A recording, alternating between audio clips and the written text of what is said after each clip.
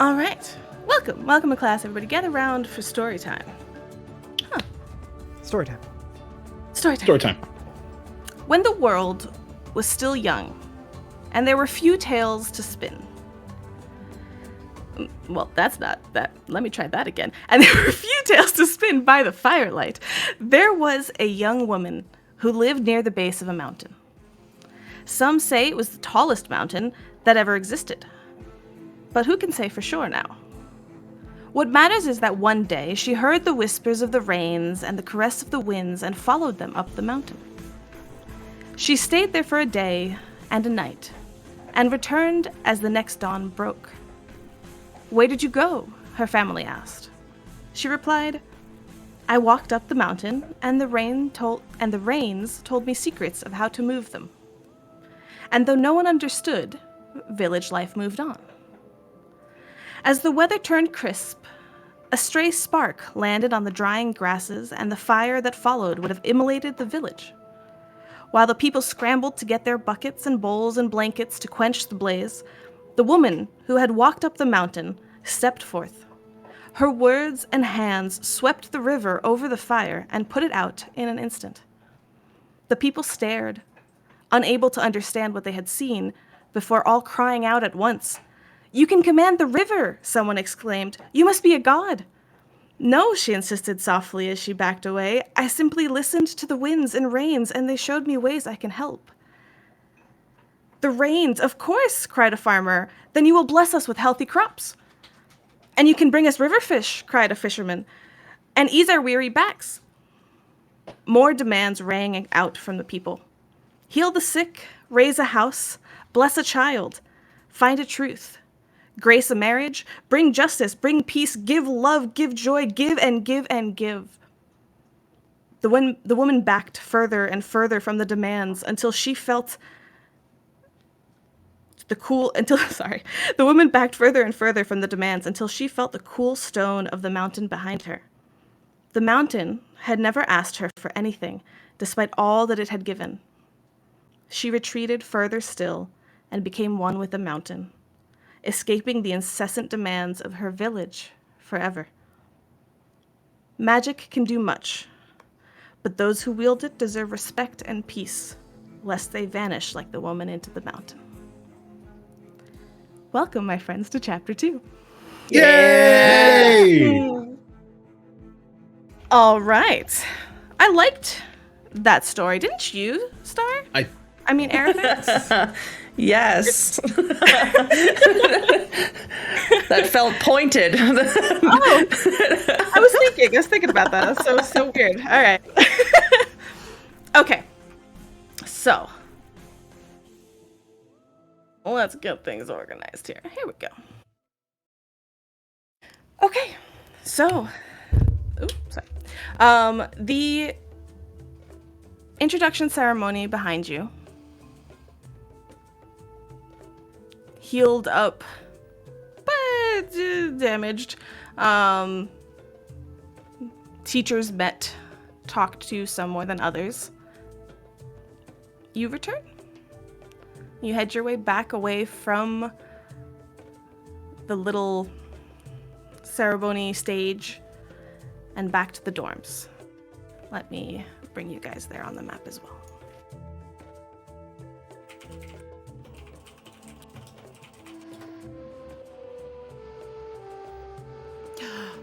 In school. Back in school. Back to school. As you return, Ooh, flashback. perhaps eager for some rest, although you had to get there at dawn, and I'd say maybe at most a couple hours passed, so it's still early in the day. Maybe 10, 11 or something like that at this point. And as you return, you see Essie in the common room. Anchor Root kind of popping up behind her with a squeal as they see you approach. And as you approach, you see little bits of decorations, streamers and beads kind of being hung from the little common room area. as Essie kind of opens her arms and welcomes you and says, "Congratulations, you're officially ready to start your experience here." So we anchor route. You can come out. Anchor route. You know who they are. It's okay. And anchor route comes out from behind one of the couches slowly. Well, I know things have been a little. Kind of looks you over, seeing some of the states of your clothes and such. Trouble is never far away from you all, is it? It's been an eventful morning. Yes, That's an well, understatement. I was hoping to just, I don't have any classes, for the day, so I thought we'd throw a little congratulations get-together, and perhaps, others will come as they finish up different classes and things, but, and then kind of hearing this, the door across down the hall, which you know is Strands of Glowing Dawn's room, bursts open. And two little spider babies come crawling out. And they kind of like jump over onto the couch, and then you see them actually go up on the wall and crawl against the wall towards you guys and kind of plop down. And as they get closer, you notice that they're holding something. And a little bit lagging behind is Tseniwe, Strands of Glowing Dawn herself, kind of coming out. "Oh, children, please. The furniture. Oh, I'm so sorry. Welcome. Congratulations. Oh, are you all right?" Don't get a chance to answer as the kids bombard you with, "We got you presents. Mom made them. I mean, we made them, but mostly Mom made them." Well, thank you. This is the first time you've heard little spiders speak, by the way. I have spent time with these little ones. That's true. That's true. I take that back. And they might be some of my favorites. Just maybe. And they do have little like cloth bundles in their hand. You know, it's hard. They're like little fuzzy hands. Trigger warning, by the way, for spiders in chat. Bugs. Yeah. Arafe will reach out for one. Say, "You didn't have to do that, but thank you so much." Well, we wanted to do this, but oh wait, no, this one's not yours. This one's not yours. That's fine. That's and then like so that's Zahva, the female, and then Zanvi goes, "That was rude, Zahva. You just got here." And then like trying to show up, his sister kind of goes up to you instead and is just like, and in his little spider form, and these spider forms are large even for children. Go and kind of he like goes a little extra and like goes down on like some of his legs and like presents the like one of the cloths to you, which is this ombre like silk scarf that goes from white to black, kind of matching your aesthetic. Aww. But with patterns of blue weaved into it, kind of striking across it. And if you pull it out, it's a scarf. It's a silk scarf that they weaved. Wonderful. Thank you so much. And she's just gonna put it on. And by the way, now I need one of these scarves. Yeah, I should have thought of that. Sorry. No, I just Star wants one. This sounds awesome. Fair, yeah. And Zahva, not wanting to be shown up by her brother, looks at the one that was in her hands, and kind of goes up to Ark, and this is a bright blue and black patterned. So they seem to all have similar patterns, but with like varying color patterns to kind of attempted to match your aesthetic as best they could. And she kind of presents it to you, trying to like looks over at her brother and then like tries to do the same thing, like, here you go. Art kind of takes it, compares it to the scarf that he has on currently. It's probably not the color palette you want. Yeah. Looks back down at them and says, "Thank you, I appreciate it," and then just holds it and doesn't put it on. Hideaki, Zahva then presents to you a orange and black, equally kind of ombre, but it orange to black, and then some silver patterning in it. This is like the nicest thing that it's probably ever been done for me. So thank you so much. Zachva, the Shire one, like now having like nothing in her hands to give to anybody, kind of just like skitters back closer to her mother. And Zanvi presents to you, Tal, it's like, forgetting, like it's not tan, like I don't like that. That sounds like a not It's kind of like pleasant a sandy, color? like a Beige? sandy. Yes, like a yeah, sandy like a beige. Thank you. A sandy beige to black ombre with what's your aesthetic? What would be? I guess like no, sandy to brown, not black. Sandy to brown, Okay. and then I was like, I was just gonna look at it and be like, and then an equal kind of like patterning in black in there through it all. As Zanvi stays around you all, it's just like, so there's a party. Can we party? I need to party meal. I need to change because there's some holes in my clothing and Oh, you want to fix that up? Mom will do that for you. that's okay.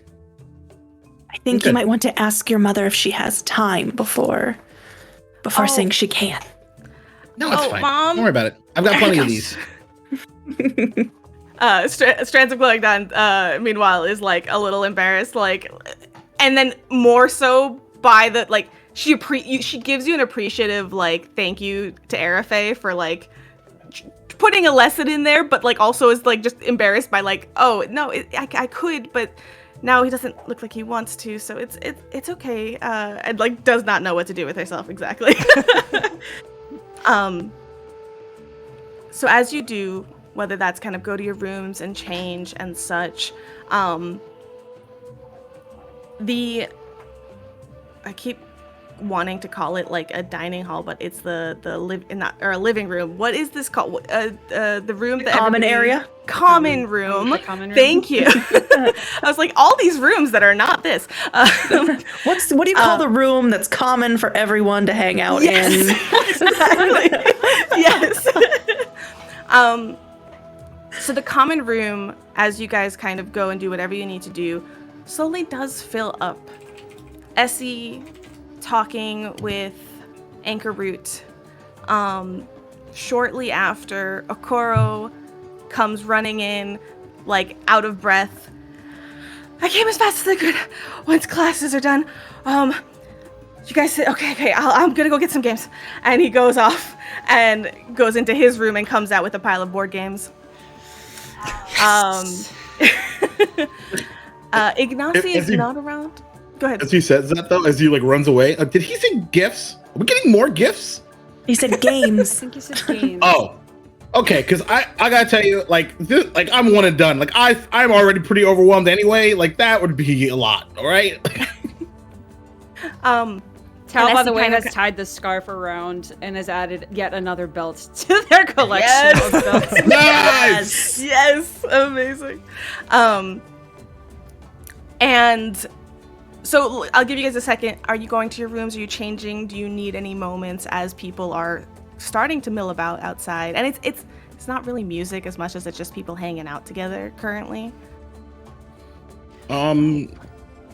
Yeah, I'm gonna head to my room and change into some fresh clothing. Fresh linen. Fresh linen. I almost said that too, actually.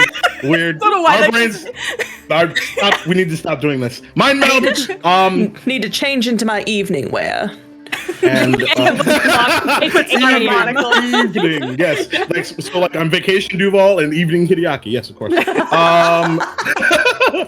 And so he's actually gonna take the clothing with the holes in them, and he's actually going to hang it up on the back of his bedroom door, and he's going to write down in like really like big kind of like black letters right above it, It says, "Never get too comfortable," and then ellipses again.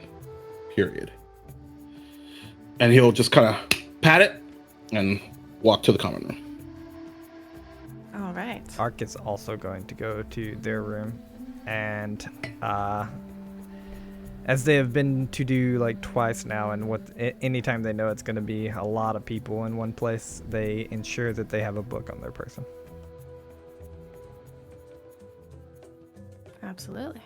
Tal just like finds a spot to sit and just sits in the common room and just waits for everyone. And it's just kind of like playing. Does this scarf have like tassels or anything on the ends, or is it just kind of like a... there is for sure now. Oh my god, perfect. It is done. Excellent. Great. Yes. Great. Yeah, then Tal's gonna like play with the scarf tassels and start like braiding it into like little braids. And just kind of like preoccupy themselves with something that wasn't what happened this morning. Because they're still trying to process all that. Kind of sensing maybe perhaps the mood or perhaps the mismatch of excitement from the kids. Strands of Glowing Dawn kind of corrals them off to the dining hall to get some food for everybody to bring like little bites and stuff for lunch, and get them a little out from under people's feet. Tal, Anchor Root, kind of as you're braiding, you just kind of notice her sitting across the ways from you, also cross-legged on the floor, and just kind of watching you for a little bit. But as you look up to her, she's like, goes to like try to like play with her shirt.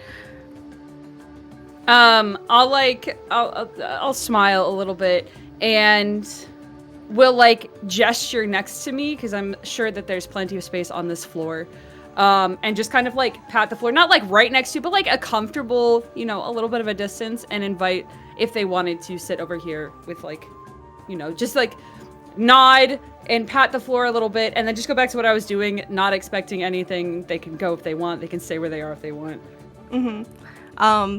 There's a little shadow of movement on the periphery as she kind of settles down next to you instead, and then kind of just like, are you doing okay? Towel will put down the scarf on their lap and kind of stare like up and out for a little bit and then sigh and say, I don't know, Anchor Root. That's okay. You don't have, I hope it's not like it's okay that I asked. I just saw that you were like, I know something happened this morning, and then you were just kind of sitting there, and I just, I get anxious sometimes, and I know that sometimes it's hard to. Essie kind of helps me sometimes, and sometimes I bake with Siniwe, so that helps if you want, when you have more free time, maybe. I didn't know you bake. Yeah, well, stress baking. Well, if you ever find yourself needing to bake again, I would love to try some. Oh, thanks. Yeah, no, it's I'm not like very good or anything. It's just, it's sometimes just fun, and if it doesn't taste good, then Siniwe's always like really nice, and she just takes it for the kids and stuff. So it's sorry, I'm rambling. I will leave you alone. Thank you. Okay, and she kind of like scrambles off and like goes find like something else to but she doesn't leave the common room, which is kind of noted. And she kind of goes like probably around Essie and such. Sorry, looking. Yes, tells that NPC that you go to the Anchor reads that NPC. It's Anchor. Yeah. It's absolutely Anchor. Yeah. Tao, you've been upgraded to NPC. Yay! Maybe I'll die less. Oh, ouch! Yay! There it is. As an aside, y'all should really join the Waffles Maple Syrup Discord because Yes. there's some live commentary going on in there that is hilarious. Oh no, I forgot that I'm gonna have to have I'm so that sorry up. to distract everyone, but also if No. it's distracting, don't have it up. Smart. Thank you. I will pan That was away fast. from that channel right Pan now. away. I didn't have it up last time because my computer wasn't able to handle everything that needed to happen for the stream to happen. So I had to go back and look at all that after the fact, and I died. Yes. Yeah, me too. A special shout out to Shout out to Alex for Alex. that. Well done, my Absolutely. dude. Okay, so, oh my god. If you heard that, that was my dog's toy. It's totally cool. It's fine. Pets are pets. Blame Y'all, it on the most dog. of us have pets. Deal with it.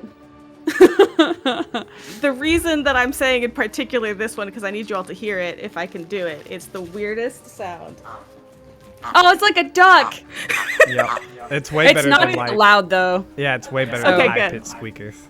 Yeah, it's definitely not that audible, so you are all good. It cracks worries. me up every time I hear it, though, so that's the problem. I'm just waiting for the meme that's gonna come from this. Oh no. Yep. No. Good. I'm back. Got any duck NPCs coming through here?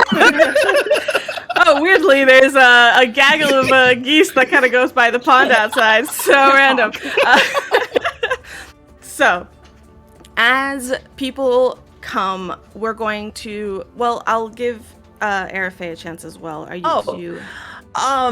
She goes and she thinks that she should maybe change, and then she looks at herself and realizes that she is currently glowing, and there is still like those tendrils of plants coming from wherever they come from, and she goes, not gonna help, just gonna stay. That's very, very true. Not much we can do about this.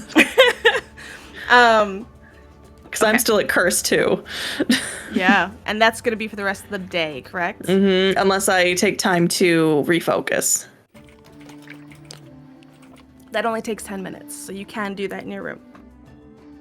You know, yeah, I think she might go do that just because I assume it makes people feel weird and uncomfortable of the fact that she glows. So she'll at least go and tone it down to the first level. So yeah, she'll go. I will not confirm nor deny that, Oh, yeah. but I validate that that is what Arafe assumes. Yes. Yeah, so she would go back and do meditation for about 10 minutes to just pull it down to curse 1.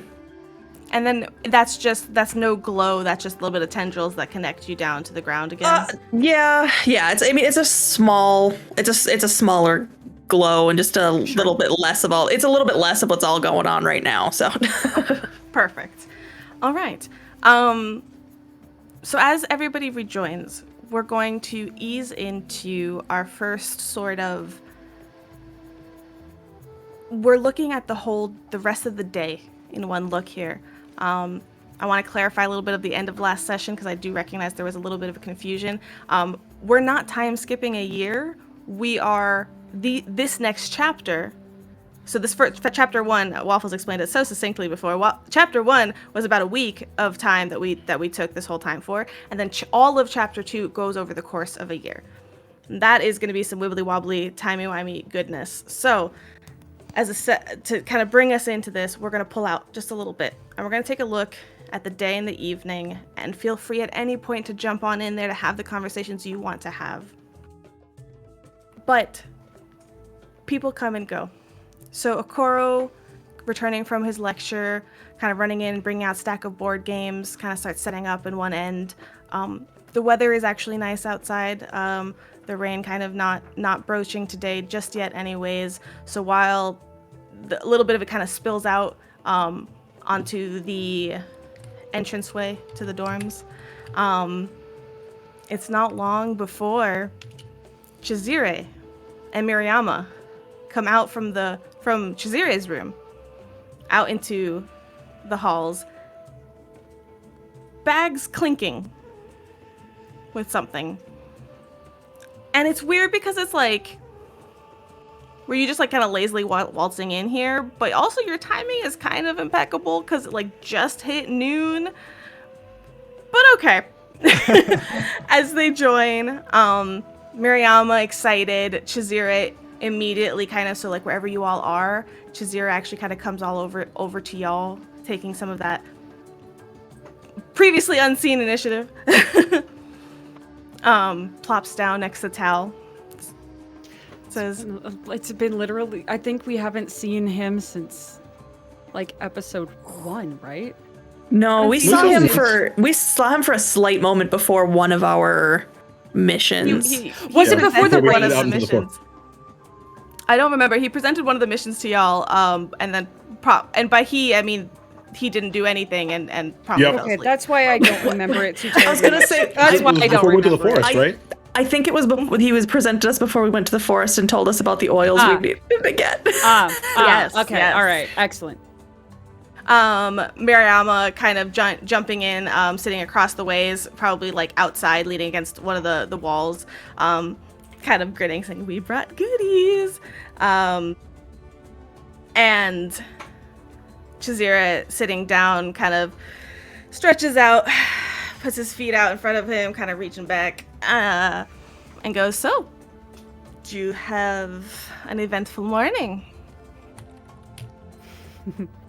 Kind of run of the mill for us, actually. Yeah, that's a good That point. sounds like a lot. Just run of the mill.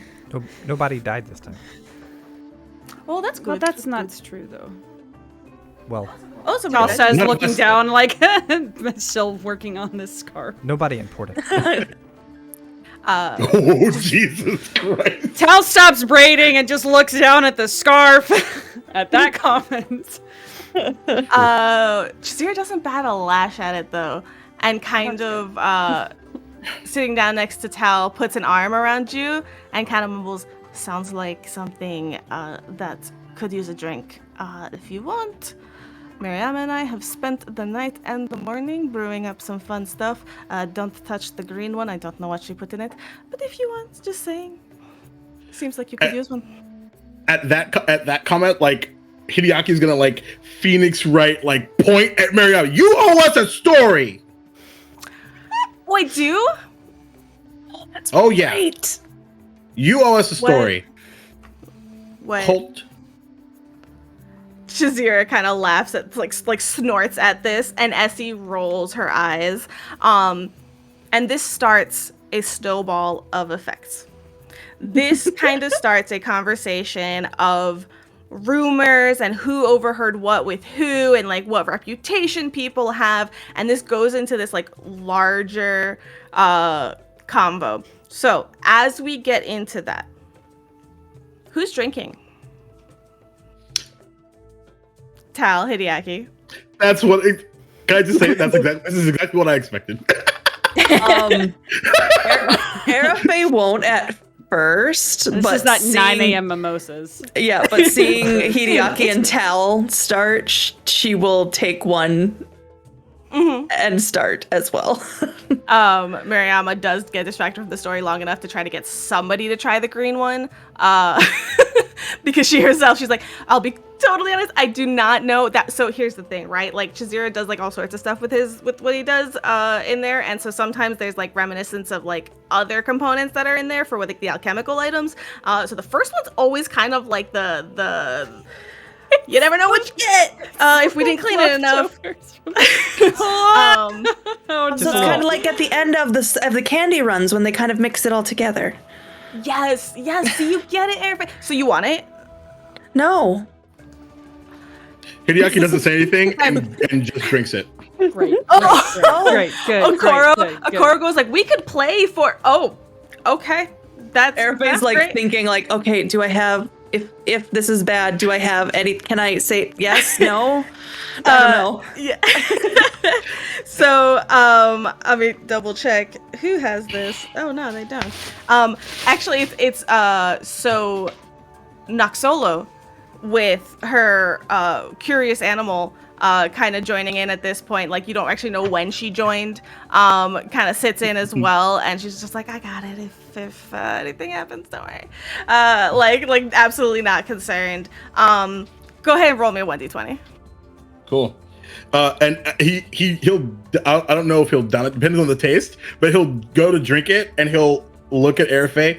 Besides, you already saved my life today. You're off the clock. Oh No. yeah, I'm gonna use a hero point because nope. It was a 2. Okay. Oh, cool. That's even better. 3. Yay! Yes. Just 3. No, that was Yeah. just flat 20. Okay. Make a fortitude Yep. saving throw. Cool. I'm going right up the food chain. 4, which is Okay, perfect. Let's see. Well, that it probably doesn't matter, but that's an 11.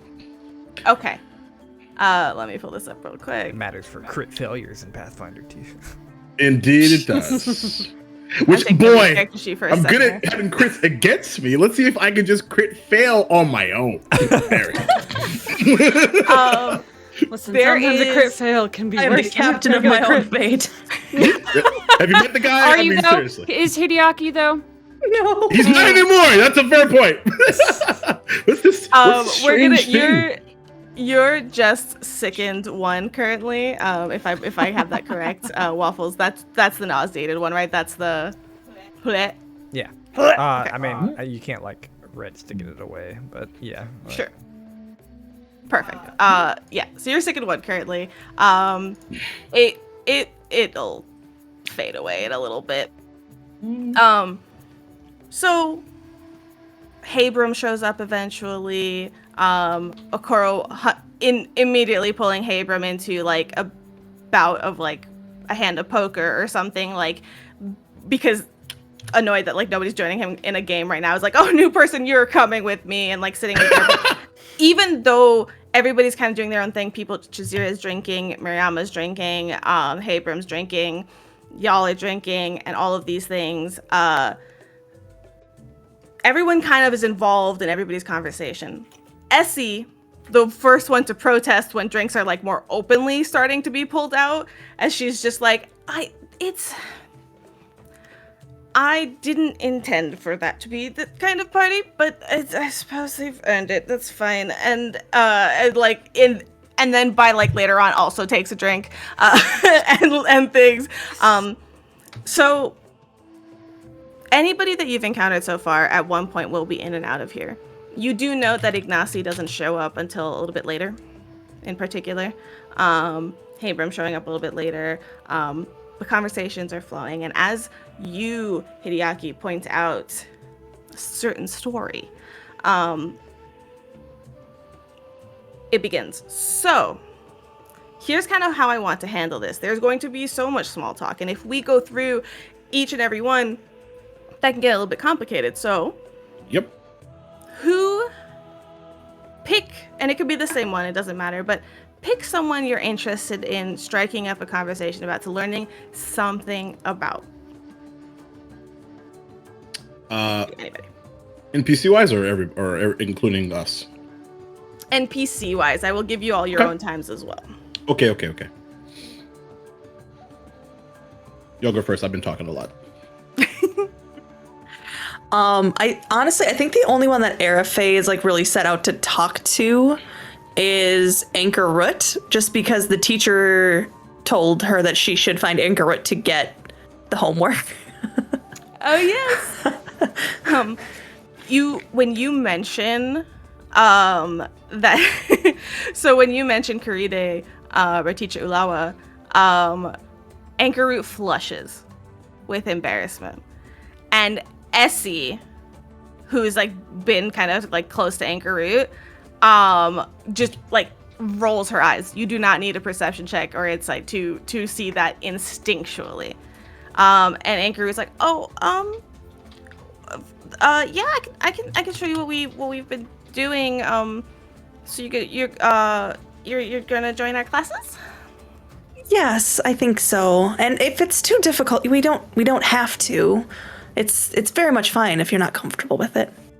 Oh no, it's okay. I mean, I can get you wanna like meet and study like tomorrow or something. Like I could show you what we've been doing. Sure, that would be great. Okay.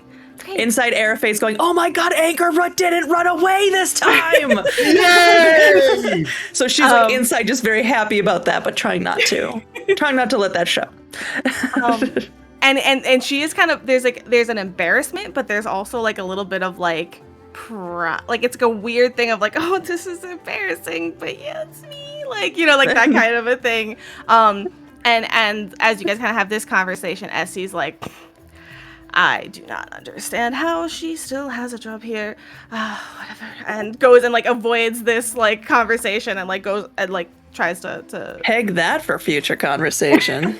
and you can have these conversations, like if you want to go from one to the other or anything like that. If I give you a tidbit that you're like, I want to go follow up with that, like you can, you feel free. Unless anybody has something pressing, I might actually do that quick. And again, I'm blanking on the teacher. It's Ulawa, right? Yes, it's so I'll often call her Karide, Karide. but Karide, that's okay. her first name. So yeah, teacher Ulawa. Okay.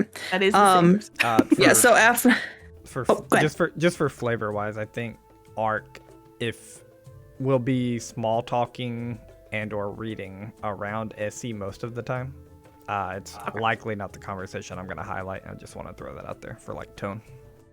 Yeah, absolutely. So I guess Airfa, after saying, thank you and goodbye to Anchorwood, she's gonna follow Essie and just kind of tap her on the shoulder and say, Is there something wrong with Teacher Ulawa? Oh, yep. Honestly, listen, I don't get why everyone here doesn't agree that she's literally an awful teacher, and a terrible person. But that's okay. Oh, did she do something? I mean, obviously we don't know the teachers very well, and I think it's important to know these things as we go forward. And this will pull people into I think, like, people are listening, and like there's not, unless you're specifying to me that you're going and having a private conversation, pulling away from everybody, I'll assume there's ample opportunity to overhear and things like that. Yeah, So I mean, it's definitely not just kind of knowing that it's, she doesn't really like to discuss people as much in the open. She wouldn't like pull her to the side, but if Essie is talking loudly, then that's Right. what Essie does. But Arafe is more like, is there something we should know? Like trying to stay down. Be private. And she's like, yeah. No. No, listen, she just has an absolute disregard for all the rules. She dismisses things that are, she dismisses structure, and she just doesn't show up sometimes, and she plays absolute favorites and has no does not care whatsoever. And I'm glad that Anchorroot is a favorite, don't get me wrong, but being on the other end is frustrating is all. I can understand that. So she very much is the cause of making us be adaptable under this. I wish I shared your positive outlook, but sure, you could definitely say it that way. All right. Well, I will hope to be on her favorite side and prepare to not be, just in case. It's not worth it, but sure. She's gonna like mumbles to herself, like she just has a pretty strong hatred for Teacher Ulawa. Yeah. Do we know what branch is that? What we refer to them as the branch? Yes. Yeah, branch. Do we know what branch Essie is part of? Essie, if you ask her, will happily let you know that she is actually striving to be a Tempest Sun mage. I see that. Fighting Yeah. like fight. So I feel like Tempest Sun mages are like the super extrovert people. And then there's Arafe, who's taking that as her second. So I guess she might chat with her a little bit about the Tempest Sun mages, just to kind of lift up her spirits, but nothing in particular. Just kind of ask her like, oh, how do you enjoy about it? But, that kind of stuff. Yep, absolutely. Okay, and then I will back up. All right, so I'm keeping this in my head, but there's two talk tracks. There's rumors and things that people hear about each other in terms of the students, and now there is opinionated discussions about the teachers. As this becomes a fun opportunity for you all throughout the course of the evening to learn a little bit about school life as well.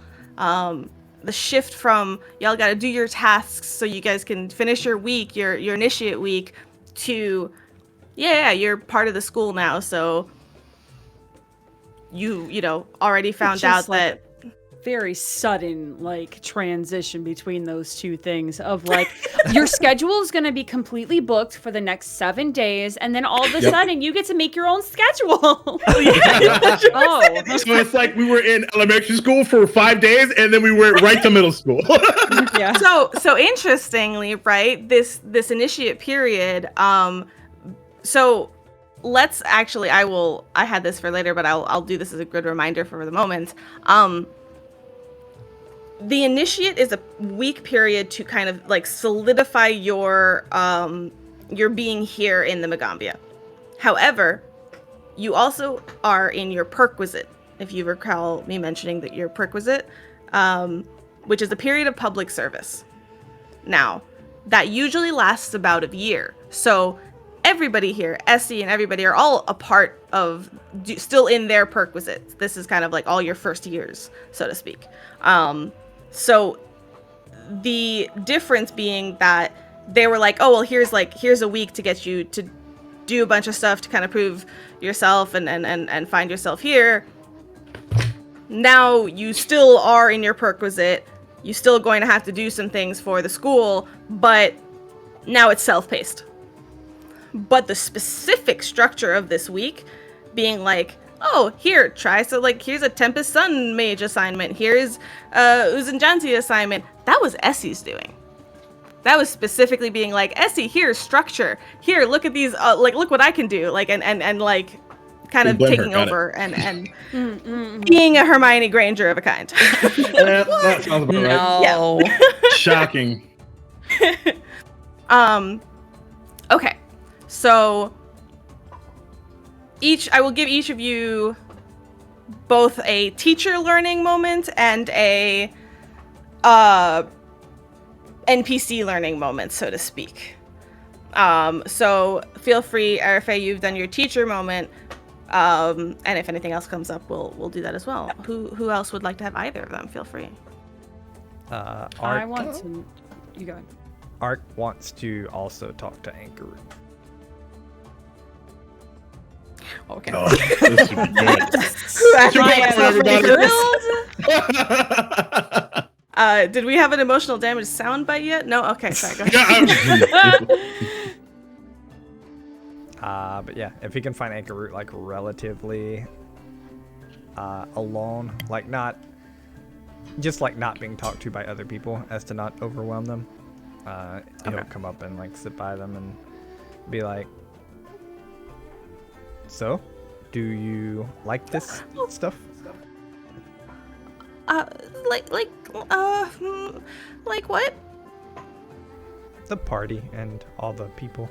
It seems like a lot. Oh, yeah, it's a lot. But you know, I like being with my friends too. And she's like nervously like shaking her leg and stuff like that.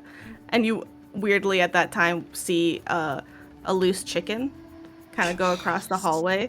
Yes. And she's like, oh, and she kind of scrambles and like scoops it into her lap and is just like petting this chicken. Yeah, he watches it, lets it happen, and he goes,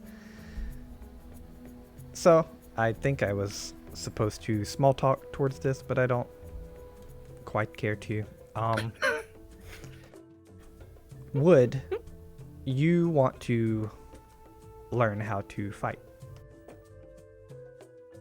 Her eyes go like really big as she kind of like looks up from the chicken directly to you, and then realizes she's making direct eye contact, squeaks and looks back down. Physically, like punching people. That would be a lot of it, yes, but it would be a mixture in how to properly mix physical fighting and magic. Oh, no, no. I'm not really good at that. Well, that's why you would learn. Well, yeah. I don't want to be, I hope this isn't rude. I don't do well with that, and I have, go ahead and roll me a diplomacy check. I'm sure this will go great. Sure. I'm getting it. Hold on. I'm getting it. No, that's fine. That's I only have a -2. Get it. 0. Beautiful. A natural 2 for a 0. Absolutely beautiful. That is Perfect. absolutely beautiful. I love that that's the first roll of chapter 2. Yes, of chapter 2. It's a tonal. I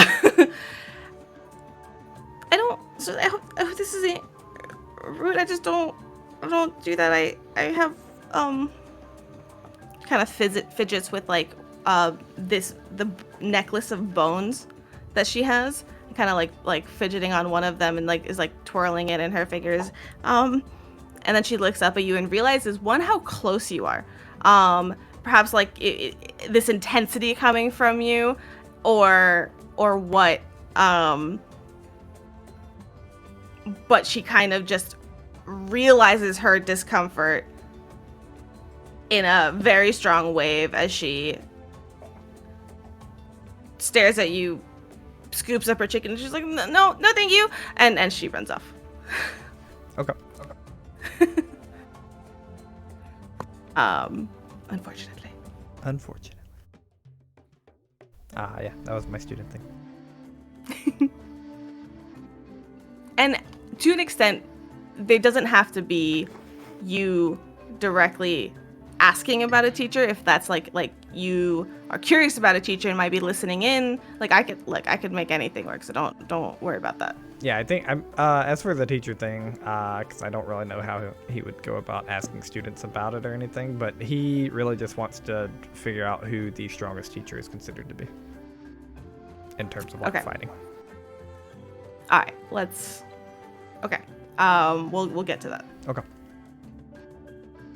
I'm just gonna hang out on the floor with I keep reading his name and I keep reading it as like chorizo, and I know that's not what it is. Ooh, but you should It's call close, him though. that anyway. It's close. No, because it's me not being able to read his name correctly, not Tal not being able to pronounce his name correctly. Shazira. Shazira, thank you. No, I'm just gonna hang out on the floor with Shazira, I think. Yeah. For pretty much the whole time, and at some point, I think they exchange pleasant silence and or just pleasantries. I think at some point, Tal is just gonna ask. I think I asked you this before, but where are you from? If you don't know. Me, ask No, me. I don't mind at all. I'm from Kibwe originally. Is that what you mean, like my hometown? Yeah, I suppose that's what I mean. What was it like? And she'll like draw her knees up, holding whatever left beverage is left. I mean, I don't. It was fine. I just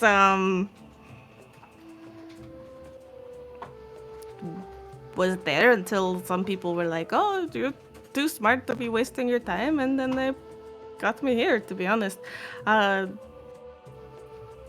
it's not really an interesting story. I just go ahead and roll me a diplomacy check.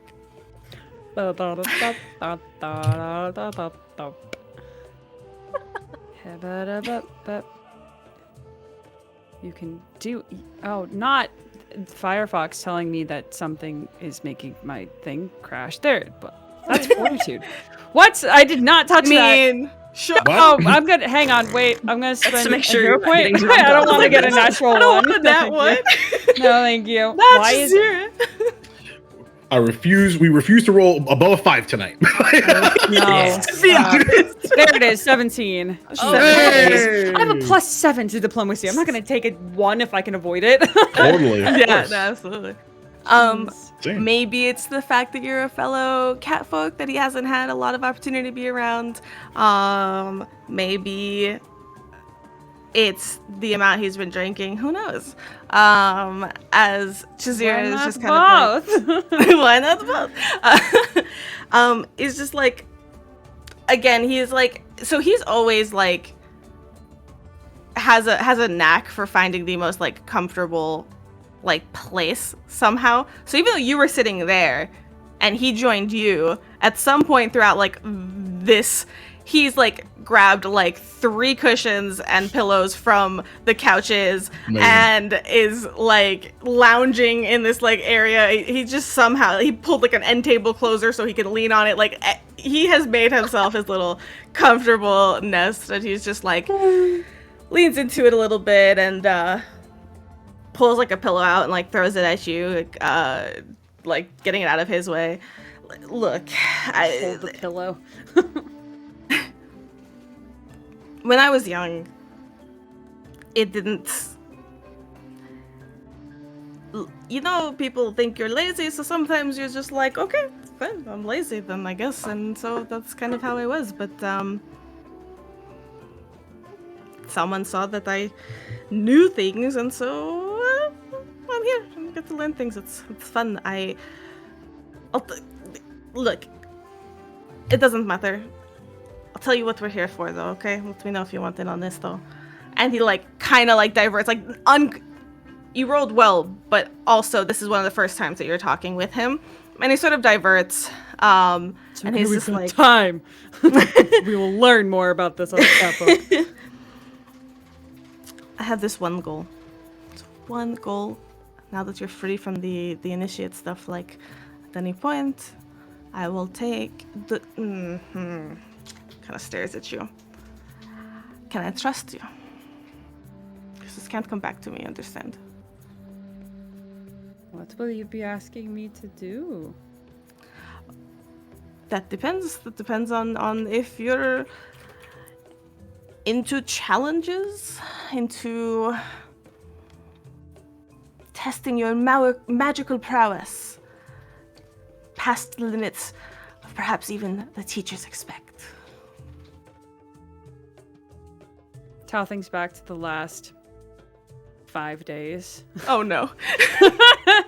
Oh no, what a question. Don't do that. Don't do that. I have regrets. He's been asleep for a week though, so it's fine. Yeah. No, it's if you don't think that you're up for it, I don't have to implicate you, you know. I mean, I maybe if you told me a little bit more about it, so I didn't think I was doing something that was going to get me... No, listen, I will never do anything truly harmful. It's just jokes and pranks, things like that. Like, it's rite of passages, really, to things here. People take things way too seriously here, so... It's nothing harmful. Sure.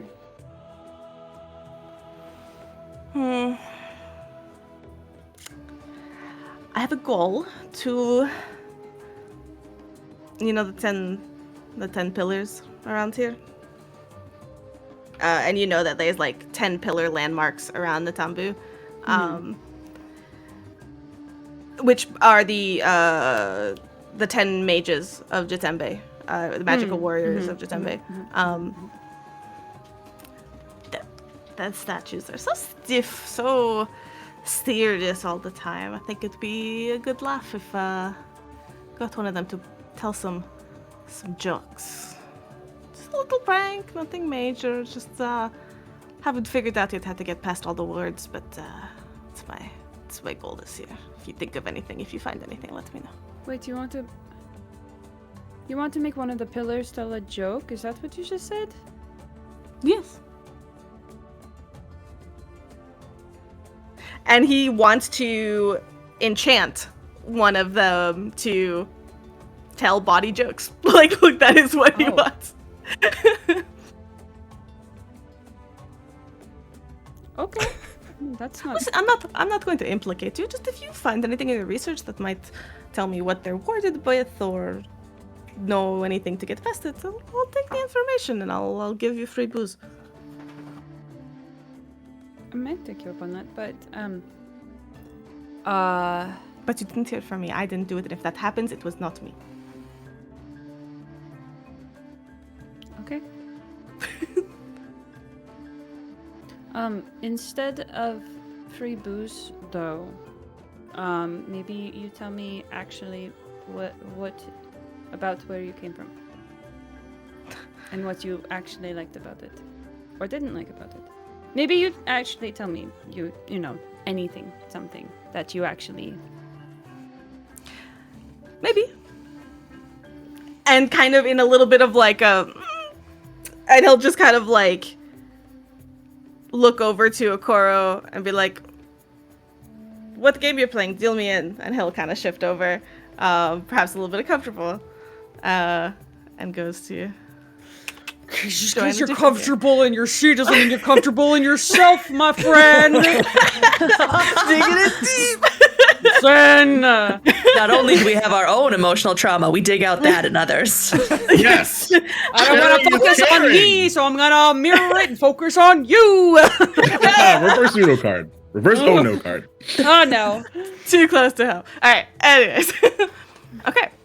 As a game of some form of gambling and cars and whatnot gets started between Okoro and Chizire and Miriyama.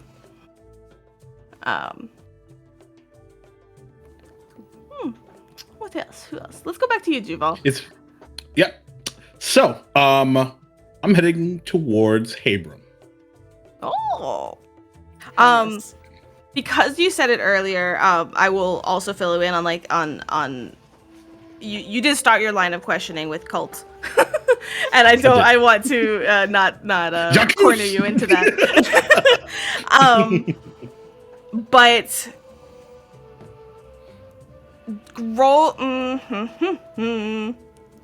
let's see. We're going to say that the conversation gets distracted from before she can actually answer you. But it gets circled back around to a little bit later on in the evening, okay. as things get talked to, which Ignacy has joined in at this point, like a little bit later on in the evening, and he does come like late. Essie at some point just like, "Oh, do you have a late class or something?" And he's just like, "No," and doesn't say anything, goes into his room, changes some clothes to refresh, and kind of comes back out, still with like his journal with him and everything, but kind of sits there up on one of the couch corners, like reading, being in earshot of everybody, like listening in and being a part of things, but also not really fully engaging. Go ahead and make a diplomacy check. This one's free, the Miriyama one, the cult one. So okay, cool. Diplomacy check. I love that you've essentially named all of Hideaki's rivals. So that's perfect. Natural fucking 20. Nah. Oh shit. Let's go. Oh shit. Okay. That is quite the change from the first roll. Yo! 2, 3, 4, 20. I was added 0. Hold on one second. I was not ready. Oh, just so you that's a 26, by the way. Oh, thank you. Yes. Which instantly makes natural 20s bring it up 1 success level to a critical success. I want a super critical success, actually. No. Mega super critical. Super You critical. gotta double the natural 20s. You have to roll a 40 on a d20. It's weird. I'm trying to One find second, I need to paint Hold on. something. Take your time. There's no problem. As you're looking for that, I will just say that Hideaki's definitely making a mental note of Ignacy's behavior. And he's also going to keep an eye out for Strands of Glowing Dawn for later. Okay. I'm mad that you get this right now with the natural 20 because I want to kind of string this. You were on, gonna but keep we'll see. it. You're gonna keep it from Well, I me. wanted to. It's so much fun. I know the So feeling. you start this conversation about cults, or you kind of like realized that like you had started that and people started talking about different things, and you're like, wait, Miriyama, like, wait, what is that thing? And she's just like, 100% what he would do. Yeah. honestly, like, look, we were drinking. I probably had one of, the Green things. one of the green things, exactly, probably, I don't know. But I was hanging out like in the library trying to study because whatever, and I saw this group of people that were all like talking to themselves and stuff like that, and it wasn't it was a joke. Well, it's not a joke, to be honest, because I do believe this, but you know, and as she is talking, and perhaps Tal, you're also pulled into this loud conversation, as she talks and starts talking about her theories, roll me a perception check. Both of us? Not yet for you. This is something a little separate. Okay. Yeah, Tal. Okay. Tal. Perception check. 13. Okay. Well, hold on. Hold on. We got this. I'll do this in order. Why did I get nervous?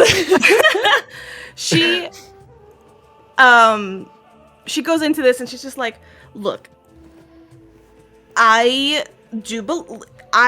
am always one to listen to the world and what it tells me, and I saw them all talking and I was like, okay, what's going on over here? So I joined the conversation, as one does, and I slip into Jazira's accent.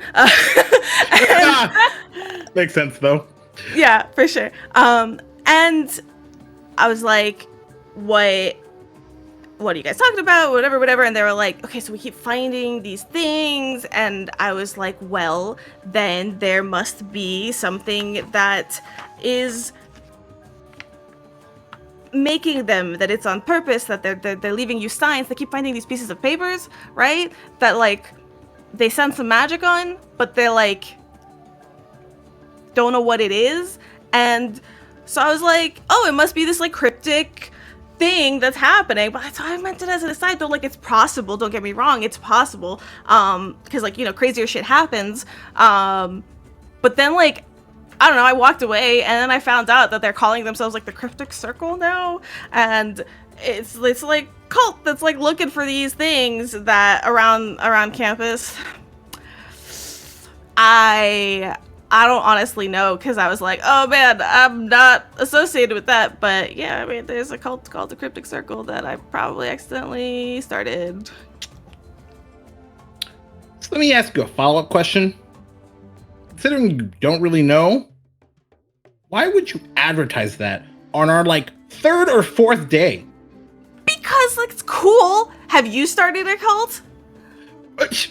First of all, I don't know if you and I have the same drink. And then first of all, I can't. I'm sick. Of course, I was like, wait, are we playing a drinking game? Hold on. And like, he starts putting out rules for this. And he's like, wait, are we telling like truth games that if you don't, So, like, never have I ever, like, whatever. Realizing that he lost. Me as a he's player lost the wants plot. to have this happen right now. Absolutely. Backstory reveals. Let's go. Never have I ever. But can we though? All right, so that's why two truths and a lie works. yes, Anyway, of course we can. I will never I say hate no to teachers that. and lie though, but I will do never have ever's. Tal, Yes. that 13 perception. Yes. When she kind of gets into the heat of like, there's always like something in the universe, and like you know, like the kind of like the wild theories of like, I was kidding, but at the same time, like, you know, there's always, the universe works in mysterious ways, and like whatever her theorizing in that kind of sense, there is just something about her that you vibe with. It's weird.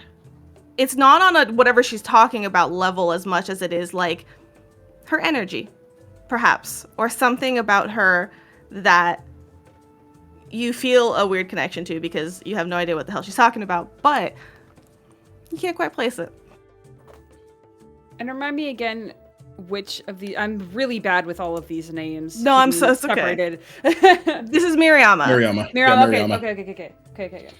Now, mind you, I totally was like, okay, I'm gonna give them chances to talk to all these NPCs, have some times, get some things going, and I'm like, that means I'm playing all the NPCs at once. This is great. So I don't blame you for the confusion one bit. But it happens. Hideaki, make me a perception check. Oh, okay.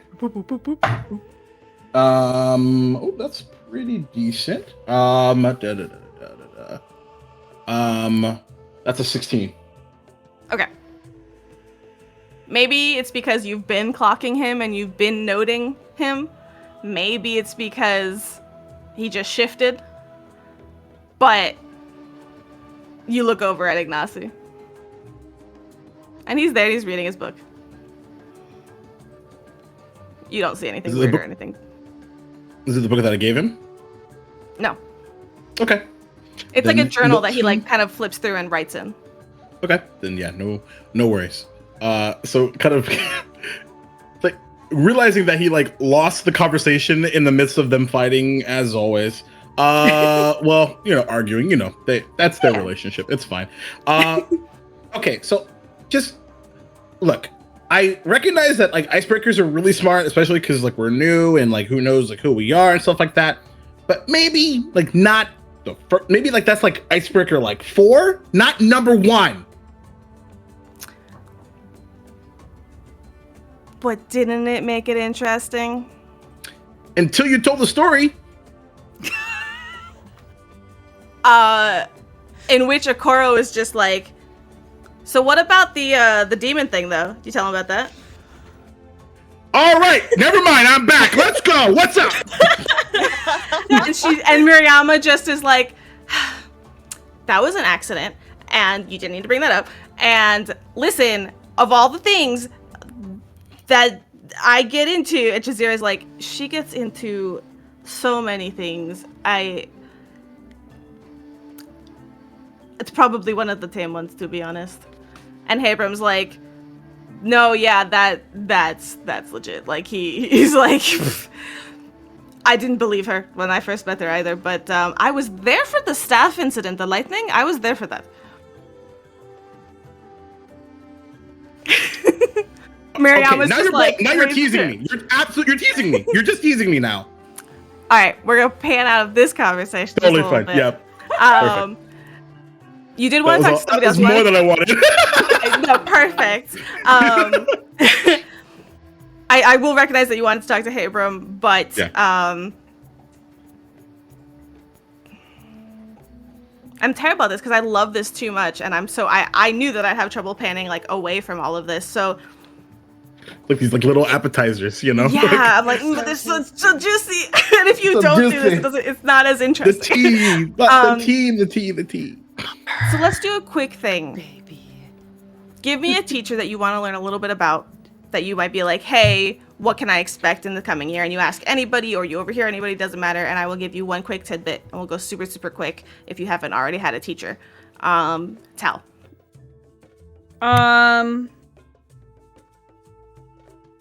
Teacher And if you don't know the name of the teacher, but you want I your wrote branches, it down.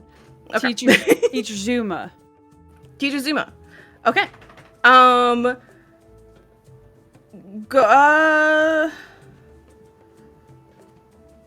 Okay, so let's see. Zuma Emerald Bows. Blah blah blah blah blah. Okay. If you ask about him like out loud, Ignacy is actually the one that kind of chimes in here. Kind of like puts his book down and goes, Teacher Zuma is, what accent did I have for him? Who knows? I think it was really posh English. Posh okay. British lad. Yeah. Teacher Zuma, he's eccentric to be sure, but he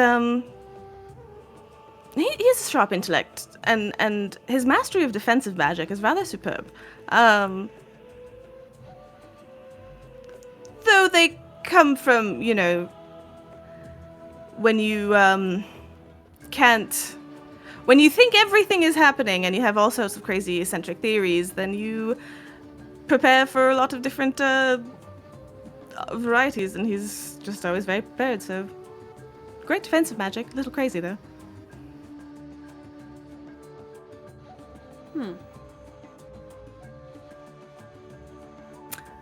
He seemed nice. Good luck. And he goes back to like reading, like back to like writing in his book. Who else wants a teacher? And if you're not curious about anybody, that's cool too. Yeah, do. You already know the one, don't you? Oh, yeah, you want Karide, duh. You want all about Definitely Karide. not. No, you're right. I'm sorry. You want Teacher Ott. You want to know all about Teacher Ott. Absolutely. Yeah. Like if there was like magnets, like Hideaki is like positive towards Teacher Ott, even though he treats him like absolute shit, but he totally deserves it in his eyes. And then what was her name? Who knows? Who cares? Got it. But you want Teacher Ayuwari, right? You want Teacher Ayuwari? No. I did want Teacher Ott actually. Oh, you did want Teacher Ott. Okay. Yeah. No. I was totally in like Sorry. yeah. Well, because you wanted the one that was I fucked with you. Sorry. Sorry. That's okay. There's a lot of things happening. Sarcasm so hard it went all the way the other direction. Back around. Yeah. Much, to be honest. Yeah. No. Okay. Teacher Ott is 100% who he's interested in deep diving into about. Okay. So it's kind of funny with Teacher Ott. So let's see. How would this? Okay, so Okoro comes in, and he's just like, Teacher Ott. Okay, so everybody thinks he's this really kind, like really nice person, right? But I've heard the wildest stories about him. Hold on a sec. Okay, so that whole like wholesome thing, like I think, and there's like kids are talking, like that kids, sorry. He wouldn't have said kids. Other students that are talking, that it's all to hide this like super dark secret. That's what I think. He and then Murayama comes in being like, no, look. And even like Okoro kind of raises his eyebrows and Heiram looks at her because Murayama's one of the first people to be like, conspiracy theory, let's go. But she's like adamantly like, no, listen, Teacher Ott, he's just, look, his wife's a glass maker in the city. Like he just a happily married guy, cares about the school. Like don't be spreading rumors, Okoro. It's fine. He's not weird at all. Cares about the school. Nice. Late to the ceremony. Probably. You've ever been late about something you care about? No. Throws her hands up in the air like, okay. Ark is just walking by. No, and just keeps going. Okay, well, listen. All I'm telling you is that's BS, and it's a really nice teacher. He cares, you know? Abram? You agree with that? Don't look at my cards. What, with Teacher Ott? I haven't had any issue with him. Kind of neutral. Go fish. Yeah. Different game. Depends, are you playing 5-card draw or not? It's kind of like Goldfish. I know, right? Yeah, right. Okay. So we have 1, 2, Waffles, did you have a teacher? Just he wants to know who everyone thinks the strongest teacher is. Thank you. That kind of breaks out into a fun, enthusiastic conversation between Essie, Okoro, and Heiram, in which they're just like... Roleplay with yourself. I expect multiple voices. Yeah. Yep. I expect them to be kept straight. Or gay. Yeah. Yes. What is it? What do you think this is? Improv? What are you talking about? So they get enthusiastic about, like, you talking about like the strongest in terms of magic, or are you talking about just like fighting prowess? Because you know that Teacher Ayuwari has like got everybody beat on that front, and then they're like, oh, I saw him do that, and then they just go on this like tangential like talking about Teacher Ayuwari and like the stories that they've heard from Tianxia from the tournament of the Ruby Phoenix tournament, things like that. But it's like the fact that convo didn't go far at all and everybody just started talking about like Teacher Ayuari, kind of clear that like in terms of the way they took that question, no doubts about it. Okay. Could have Hideaki been listening into that conversation? Oh yeah. Probably when the no happens. Yeah, absolutely. Okay. And I will say for the audience, he's totally lying. What? Did we get to everybody? Did everybody have a teacher? I'm good. Okay. Anybody else have? So we have person, we had a person, we had a person, and you had a person. Oh, I think we're good. Okay. Wonderful. So, throughout it all, you know,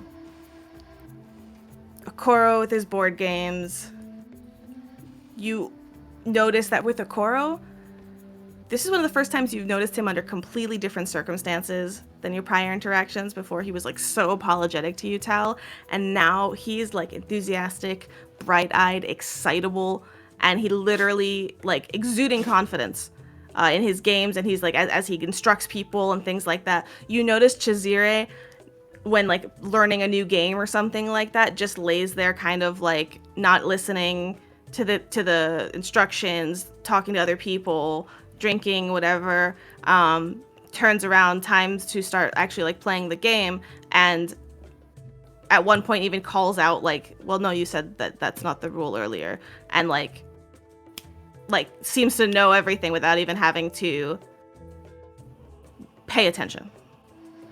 Zahva and Zanvi show up at some points, but when there's like alcohol kind of being noticeably imbibed, it's not long before she's like, okay, time, let's go to bed, and Strands of Going Dawn takes them away, happy to not really be in such a social environment. And Karut at one point, having ran away after the interaction with Ark, Habram kind of like looks around being like, what happened to her? Like, where'd she go?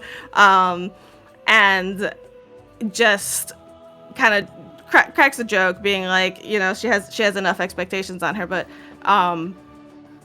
it would be nice if she would bring some of those music bones for the ambiance, and goes to try to like see if he can't coax her to. It kind of comes back with this little jawbone skeleton of some animal that starts to play music.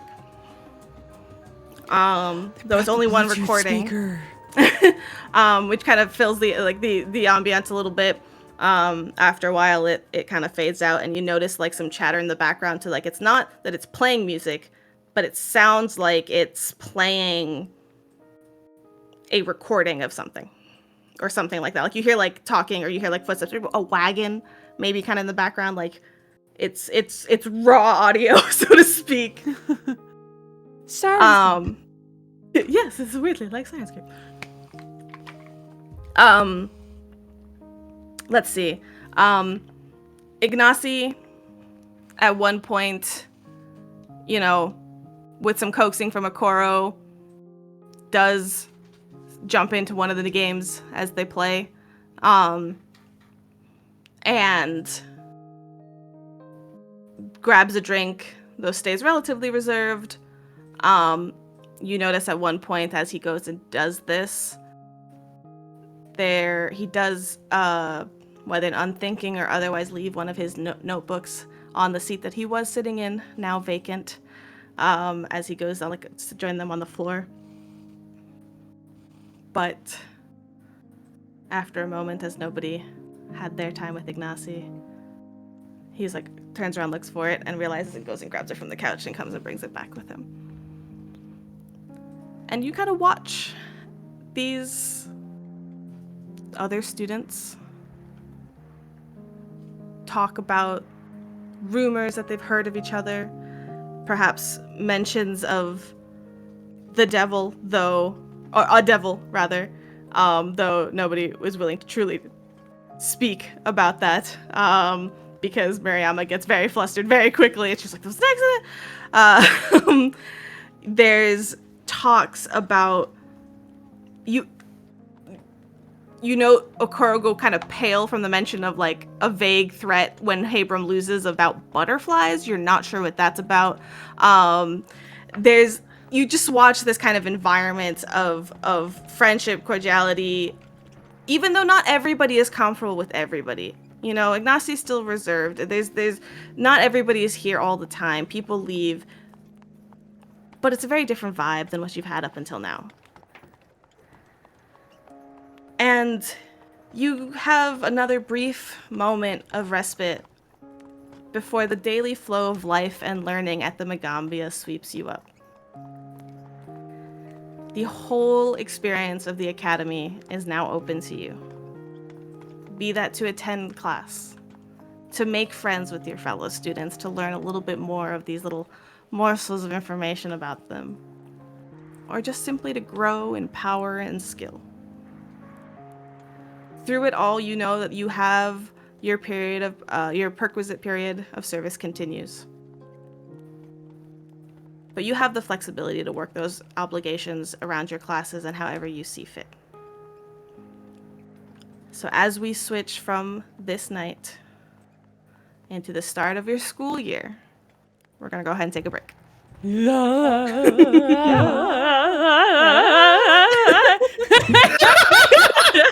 That was so nice. That was So nice. Listen, all right, cool. When we blow up the school and when we come back from break, yeah. It's so weird how like we come back and everything's it's that meme. We come back with the pizza from break and you're like, what the? Yeah. It's the darkest timeline. Yep. Oh, I love that show. I would spend another hour just playing games with y'all with these folk and playing Never Have I Ever or all these things, and I want that to happen. But listen, if you all want to have that happen, maybe you should do you have a coffee goal. Yep. Maybe if you want us to do that, like in character, out of character. Oh my god, yes. You should join the Breakfast Club. It'll be fun. Learn more of our secrets. Learn our secrets. We've started kind of talk. I just listen, little tidbits since we're talking about it. We started in the Discord. We have a private channel for our lovely Breakfast Club folk, and we started kind of chatting about some character stuff, little extra insights. Yeah, we did. Like that, which is always fun. So if that's something you're interested in. Talking about cats. But let's go ahead and go on break. We love y'all. Be right back. We'll be right back. Don't go nowhere.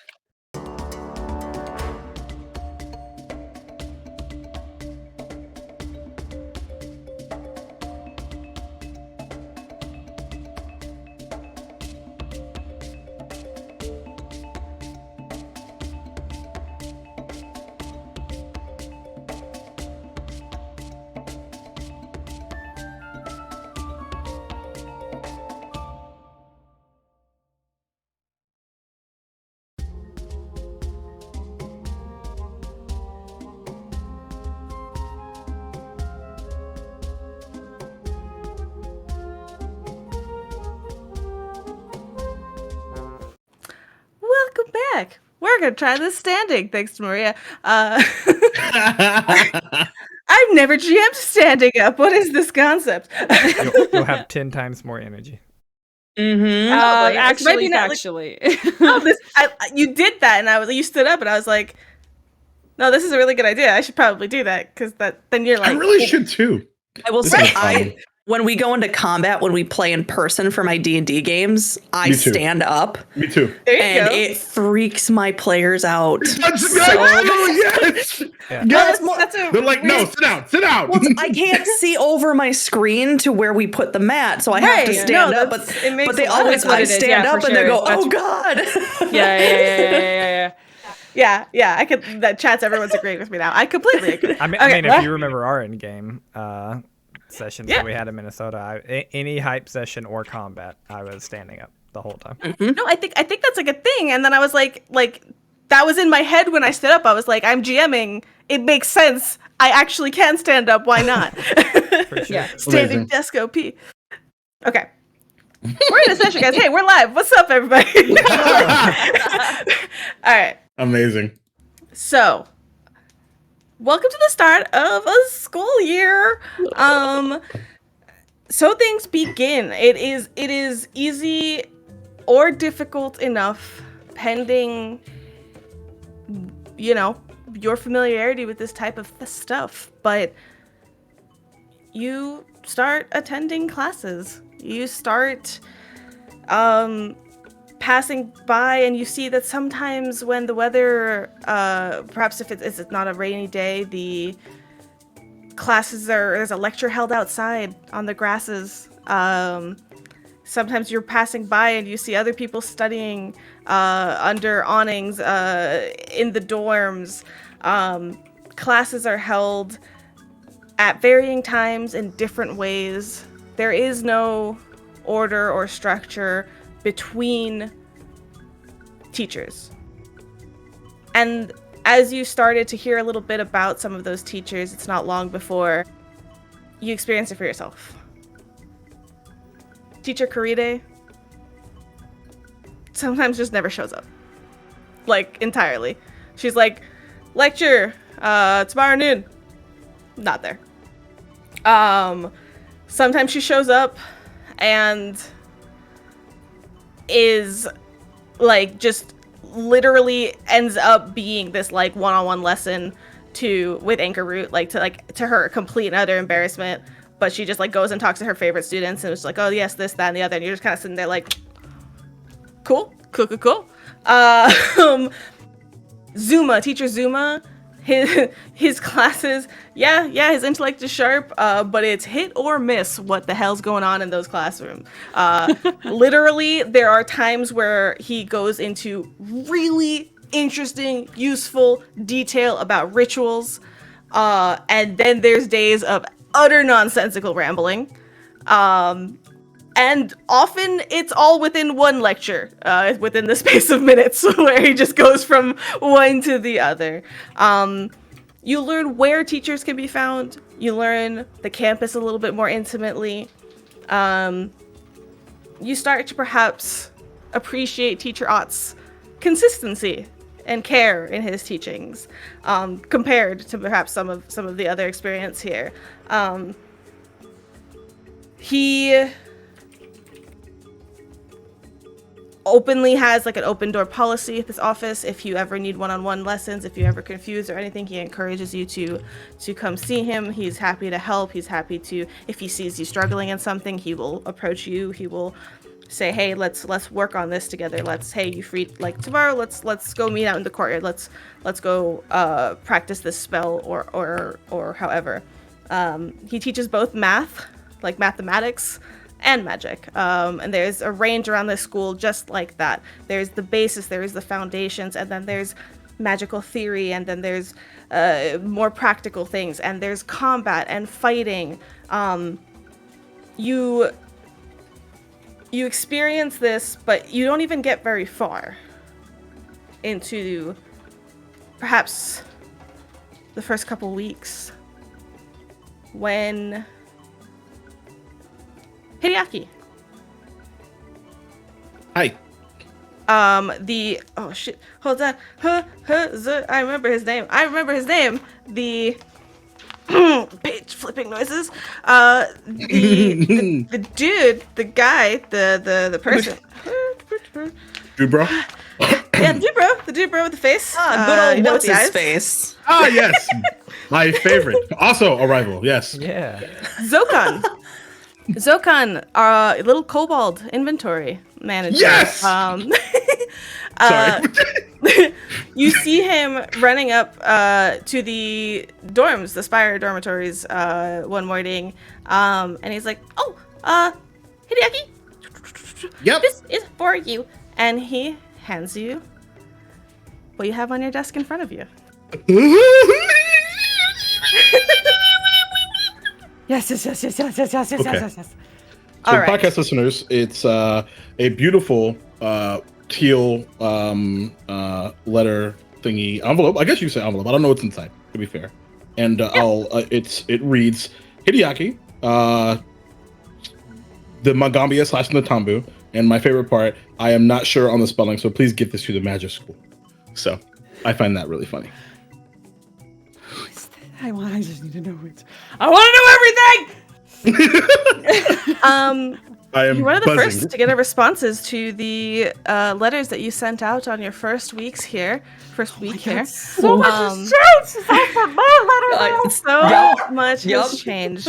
And I want to take a second to say that this was super important to me to actually physically send in the mail these little envelopes one of the coolest things ever. Coolest mail I ever our got. It was players. so cool. We listen. We were the world is- stressing if we were gonna get here in time. Like, Yes, I was. I was like, Monday morning, I sent this in the mail. I spent my weekend like making these things and being an idiot by writing them in different handwritings when no one's gonna compare. No, it's perfect. Awesome. It's We are gonna amazing. compare. You listen. We're gonna take tons of vanity shots of these, and we're gonna put them on the Discord, No, and we're gonna don't. see how cool Handwriting's and gonna different be they shit. are. And I'm Right, so exactly. excited. You can put yours because I like how yours looked, but nobody else, my handwriting is shit. No, but I wanted to take a really quick second because we are all online right now. I had a yes, really John, that's a wax seal. Can you Yes, it believe is a this? wax Can you seal. believe this? Yes, it's a wax seal, of course it is. By the way, all of them are wax sealed with an A, not because the person who sent it is all with the letter A, but because No, it's because when you put Oh, them all yes. together, it just goes ah. I wish they had an O for O and O. That'd be too funny. Oh, Like, well, this is Ah! our invitation to Super Waffles, Smash your Brothers. camera purposely focused on it. That was amazing. But yes, in a world of everything virtual, in a world with COVID, in a world where I adore TTRPGs and miss playing in person immensely, any little bit that I can do to get that tangible fun back into it, I will do. So thank you for all y'all's. Like, it's so much fun. By the way, Okay. Yaki, Natambu is totally spelled incorrectly, as you quickly I recognize. thought so. Yep, Yeah. I did. I did see that. Yeah. Yep, I did notice. But you recognize this handwriting. You know who this is. I do. Go ahead and open it up. Okay. And why don't you read it out loud for us? Okay, sure. Okay. Oh God. Cool. Here we go. Oh my God. Okay. Okay. Here we go. If at any point anybody struggles with my handwriting, I have it here. Word. Dear Hideaki, I must say it brought a smile to my face to receive a letter from you. I am glad to hear your journey was a safe and successful one to the school.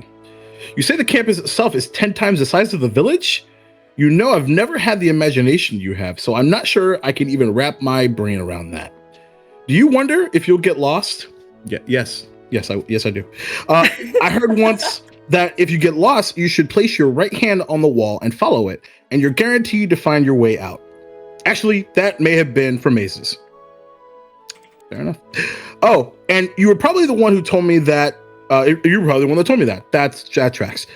Which makes it rather pointless advice. Well, anyways, things have been kind of quiet since you left. I haven't seen your father often, but when I do, he's usually with the other village elders talking. I overheard my dad talking to my mom. I think some of the village is uneasy that the Watcher is gone. I hope you do not mind me asking, but do you know if the Watcher is still protecting the village? Please don't ask if you think it would aggravate him. I just think maybe it could make them less worried, you know? But anyway, you say the Watcher almost ate a paper frog? Is that a delicacy in the town booth?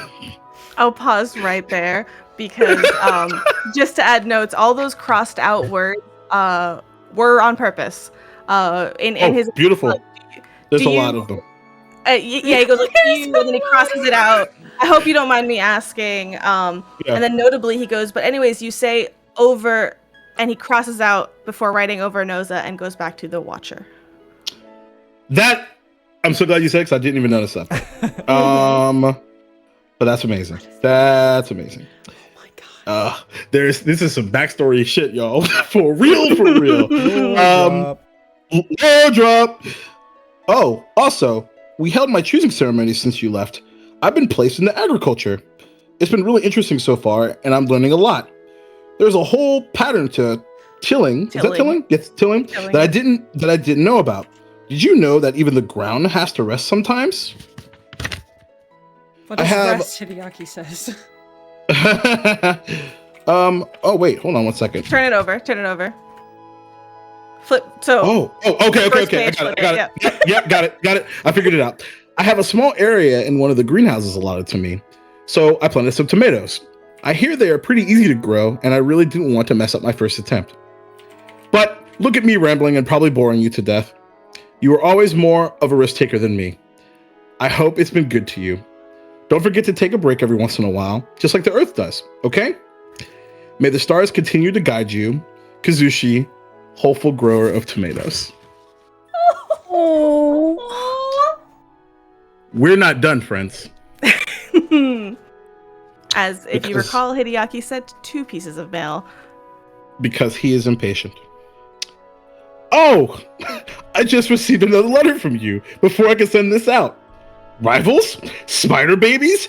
Ambushes? Mushroom monsters? Wow, you sound like you accomplished more than I probably ever will in my lifetime. So you haven't failed in my eyes.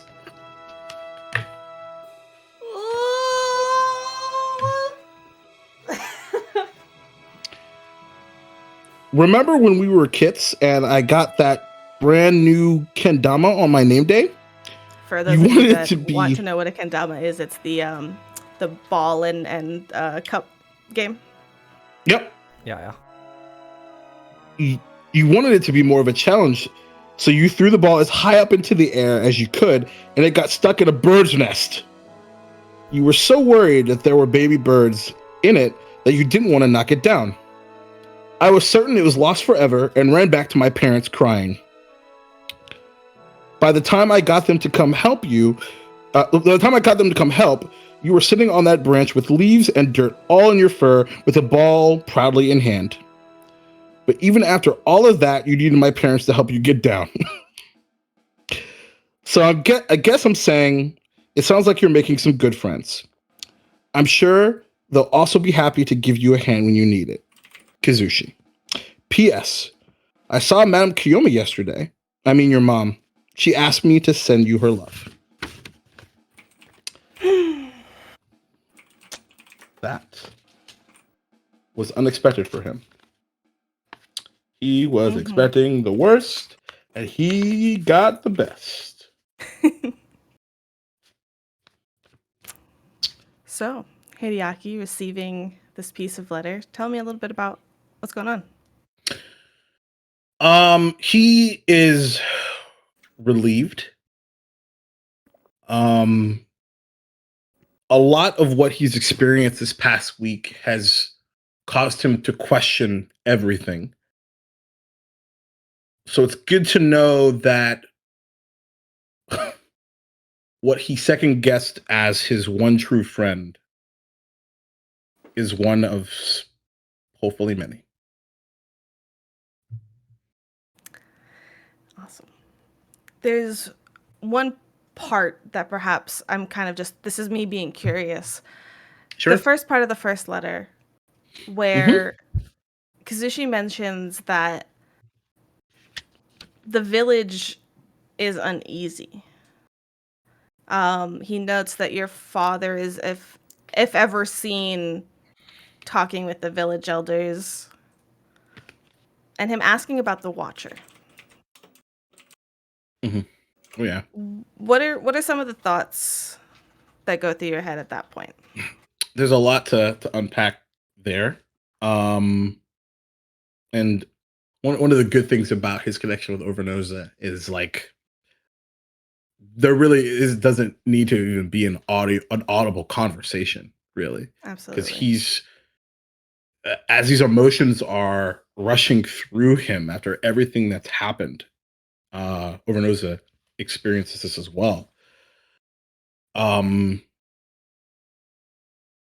He doesn't ask Overnosa about it because what they have planned, in his mind, it won't matter. Because it's not that the Watcher protects the school. It's that they're protecting the village. Huh, that's a bit of a spoiler. Yeah, that a there's a lot Freudian to- slip? It was. I'll be straight up honest about that. It sure was. But it's that they're protecting the village. And that's what it means to be strong.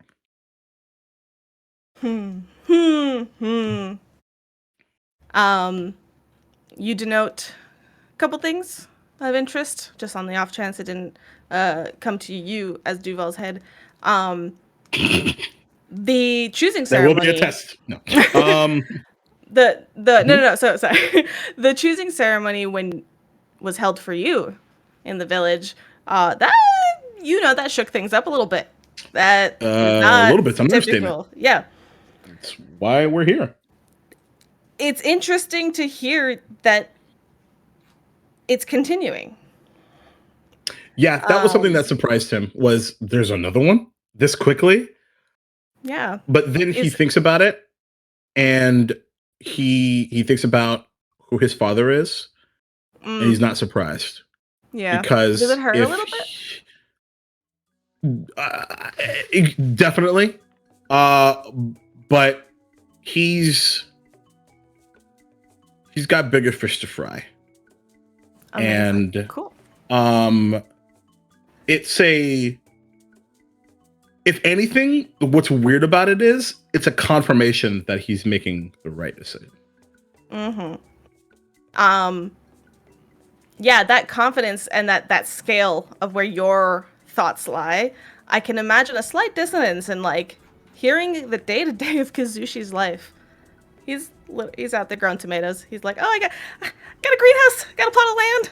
Oh my gosh. And you're out here. People. Yeah. And how much of that is Kazushi? And how much of that is the village that you left behind? I will leave you to those thoughts as we the Venn pan out diagram is from- a circle. As Hideaki is potentially sitting on his bed, or even doesn't even wait that long, maybe just sitting right there in the common room, tearing that letter open. We'll pan out to perhaps a different day, in which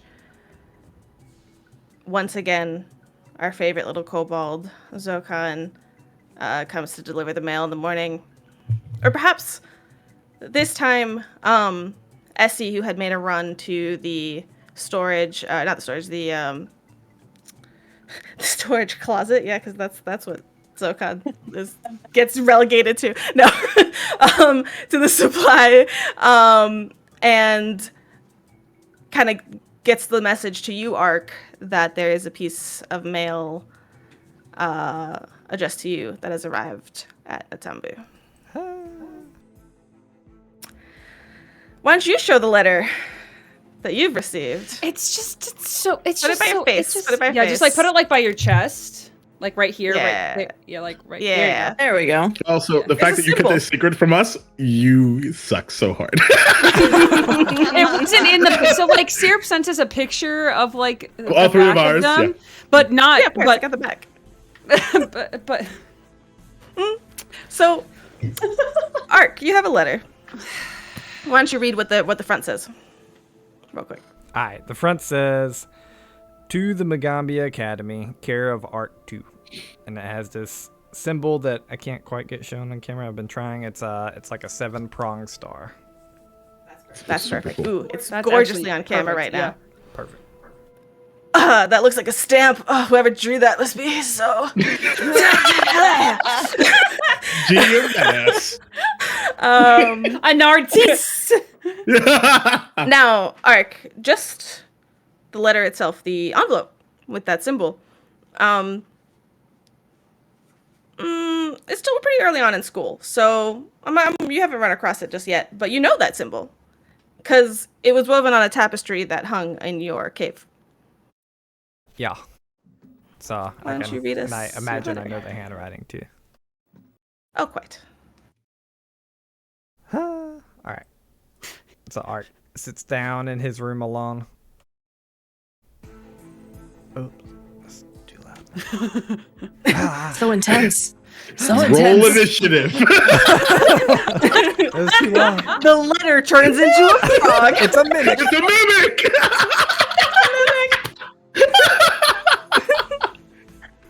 It Amazing. says,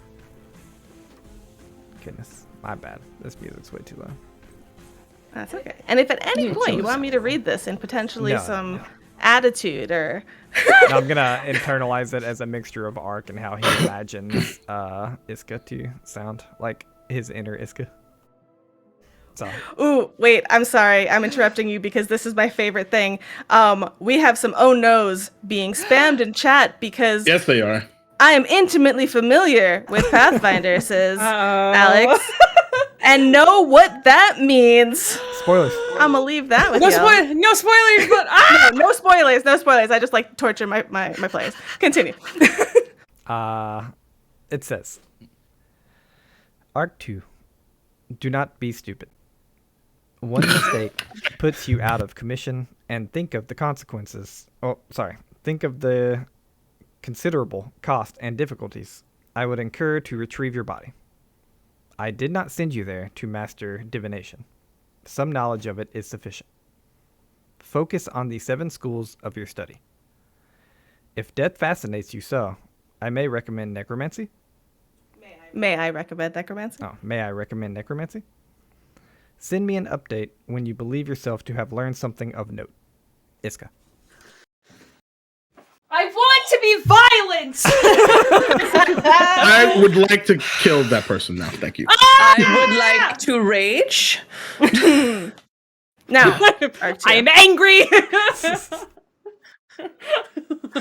We have made so much Iska. progress. Everything destroyed. Oh my god. listen, I was Amazing. upset writing that because I was like, I feel so bad. I told this to Waffles out loud. I was like, I feel so bad because I'm just like ruining it. Ruining all progress. I'm just But it's what my character would do. Fucking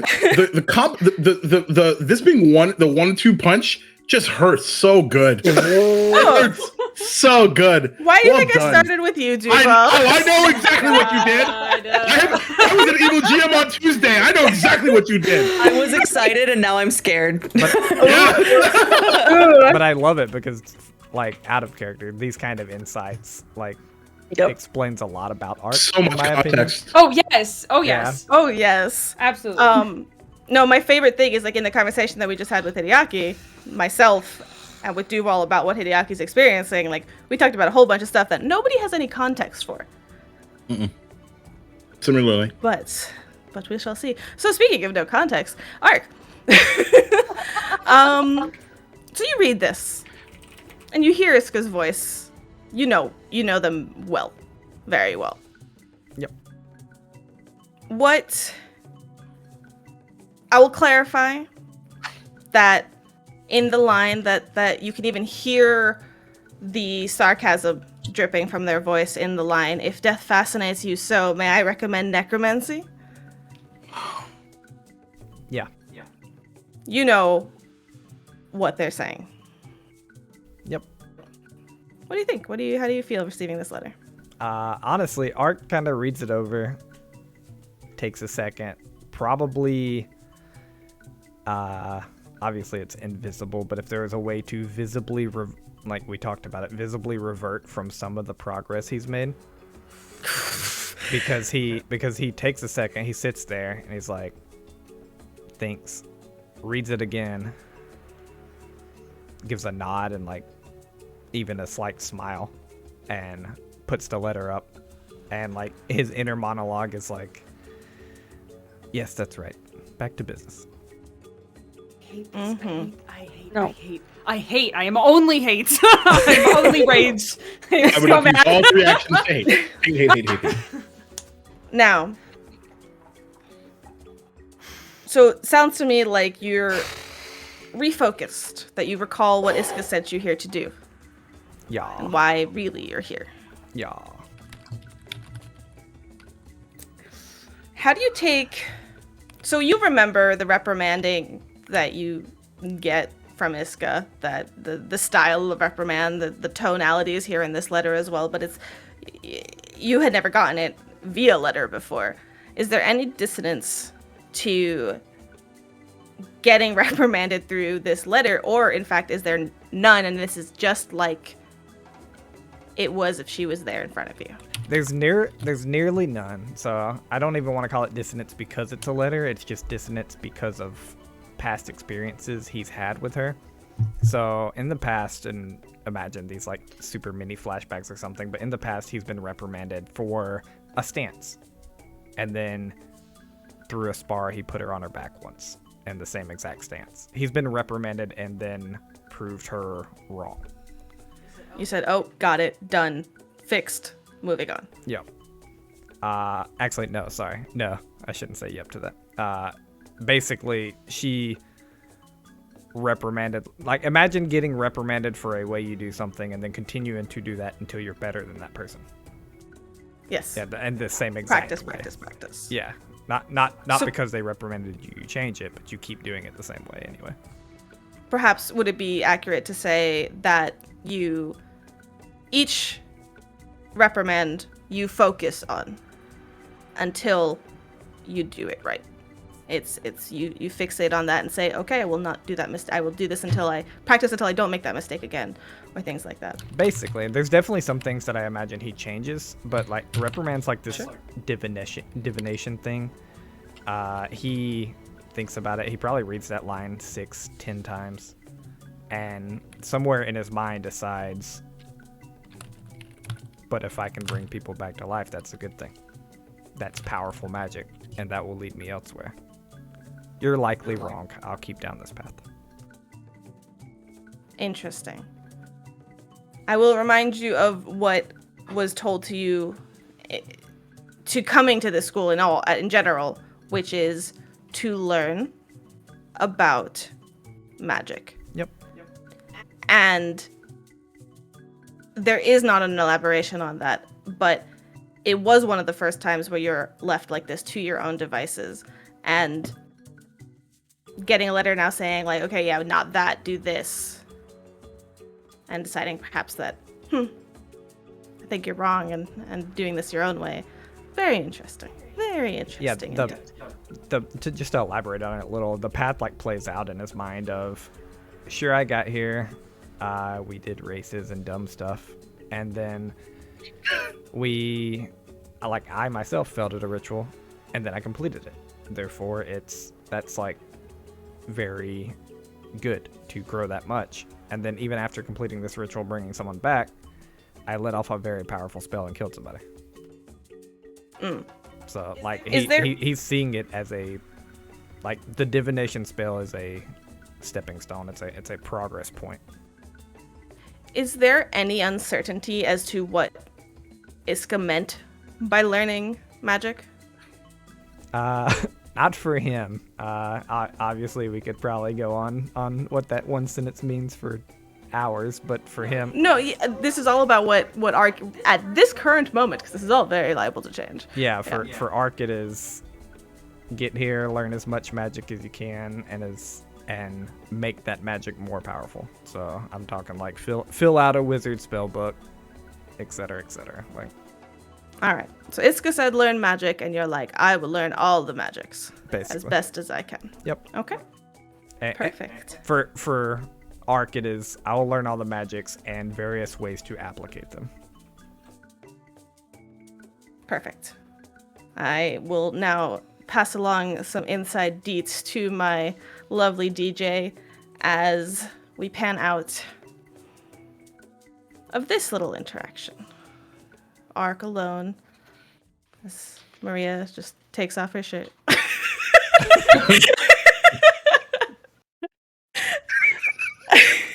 You're muted. I can't hear you. Even finish. There was zero defense to that line, and now I feel terrible. Amazing. Yes, listeners, that was a joke. We're back, baby. That's incredible. Fucking hell. Okay. Now, another day, perhaps. Perhaps this one a little bit longer.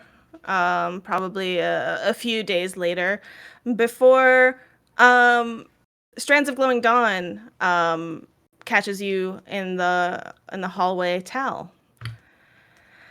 As she's like, I picked this up for you, I believe. I was out in the Tambu today.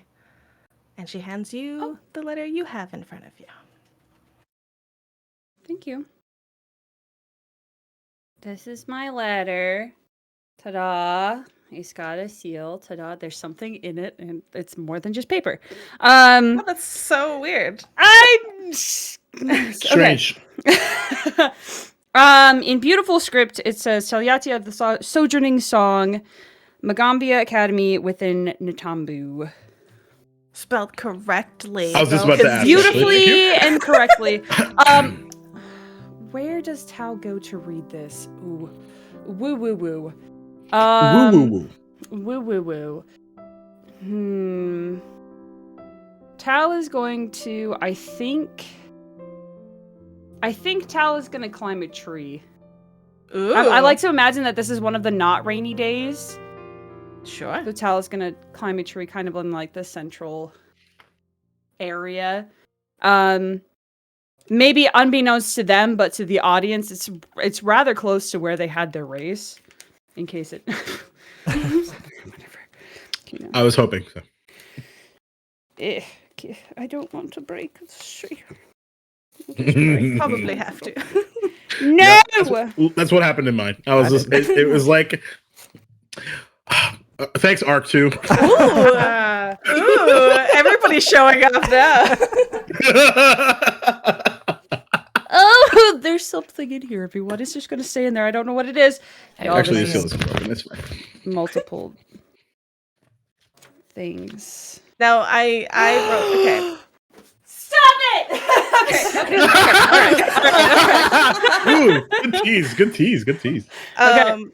I will clarify. With your letter, I was inspired by how I would imagine that handwriting would look, and Fantastic. I really wanted it to be You will be loopy correct. and Yes. cursive. However, it is I also more legible than my mother's handwriting, which is also loopy and cursive. So I did fake cursive, which pissed myself off as I was writing it, because it's like, it's fake loops, but it's not actually the cursive letters to make it easily that's how legible. I write. It's fancy But as I script. did it, I was like, this is fake. Like, as I'm writing. Why you come at me like that, Syrup? Why you come at me like that? Pretty. But go ahead. Sorry, if you have trouble reading it, I will happily. Okay. All right. Letter openers are important. They are correct. Darling Tal, oh how it eases my heart to hear from you. I'm not going to read it in Tal's voice because Tal wouldn't read it out loud, so we're going to hear it in mine. I trusted fate would smile kindly on your journey there, but I admit to worrying on how you would handle the transition in lifestyle. I imagine it was jarring at first, but I needn't have been so worried.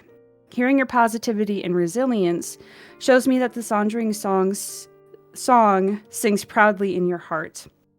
Of that I never doubted. And please do not worry about how long your studies take you. Just as we are in your heart, you are in ours, and no amount of time will mar that. Your mother and father send their love to you as well, though your mother insists that her love for you is far too great to fit in that small letter of yours. You know how she is with expressing herself. I, therefore, most certainly am not sharing with you the fact that she's taken to performing a new song she wrote for your father. So Far Away is the title. With your father, not for your father. So Far Away is the title. Though she has not said so directly, I believe it rather apparent that to the whole troupe who it is about. Word of your letter's arrival has spread rather rapidly here, though, and I must now talk to... Talk the troop. I just have to breathe. I'm forgetting how to breathe, is my problem. I must now talk the troop down from sending you a whole caravan of gifts in return. I believe I overheard... Silvao? Thank you. I believe I overheard Silvao wondering if he could send you an entire troop setup. Trapeze setup. I don't know. Where's the... It's a T. It's fine. Trapeze setup. Nope, I will do my best. My handwriting. That is my handwriting. I will do my best to manage it down to things that will fit into a package. I have given your love to all, but Ryweir insists on writing his own letter to you. You'll find it enclosed as well. Keep your chin up, little Tao. We are never far away from you. With warmth and love, Grandma Olu. And then there's another letter I was not expecting. Oh my god. Okay. There are also 2 different papers, which I really, really like. Hey, Tal, it's me, your brother, Ryweir. You know, the cat that looks like you, but is also way handsomer. Just in case you forget what I look like, I've drawn you a self-portrait, which there's a picture at the bottom. That's so cute. But anyways, things have been the same as usual here. Mom and Dad wrote a new song. It's pretty good, or at least it keeps getting stuck in my head. Uncle I think it's supposed to be Triugen. I probably completely wrote that wrong. It's still sick in the mud, but I think my art's improving. I repainted the side of our caravan, and actually one of the tavern keeps in the last town we stopped by liked it so much he paid me to make him a new sign. The Lost Lemon Tavern, it was called. So I did this super cool surrealist take on it. Basically painted the absence of a lemon. I don't know, hard to explain. But you know, I've always been better at drawing than using my words, and the tavern keep liked it well enough. Hope you've been learning all sorts of, or having all sorts of cool experiences. Make some friends, okay? When you come back, I expect you to teach me one cool thing. Miss you. And then there's a bracelet in there. Of the handiwork of which you recognize as something that occasionally the troop comes together to do. I could not send you multitudes of things, but neither could the troop, so it's fine. Right, and so within it are all sorts of little knickknacks that you recognize from the different people of the troop. But together, there is a tradition that you're familiar with that on certain nights, whether that's for someone's birthday or for special occasions, the troop comes together to sit around the fire and together weave or you know, braid different strings and different things from representations of the different people of your troop into one bracelet or ornament or something. And they did that for you. Tal cries. A lot. Yeah. She was not expecting this.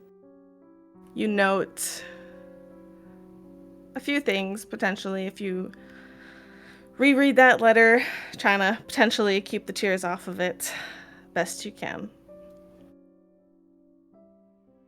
Yeah, my uncle is the same, which is fine. And you notice how Didn't Grandmother expect Olu anything. did not mention him. Yeah.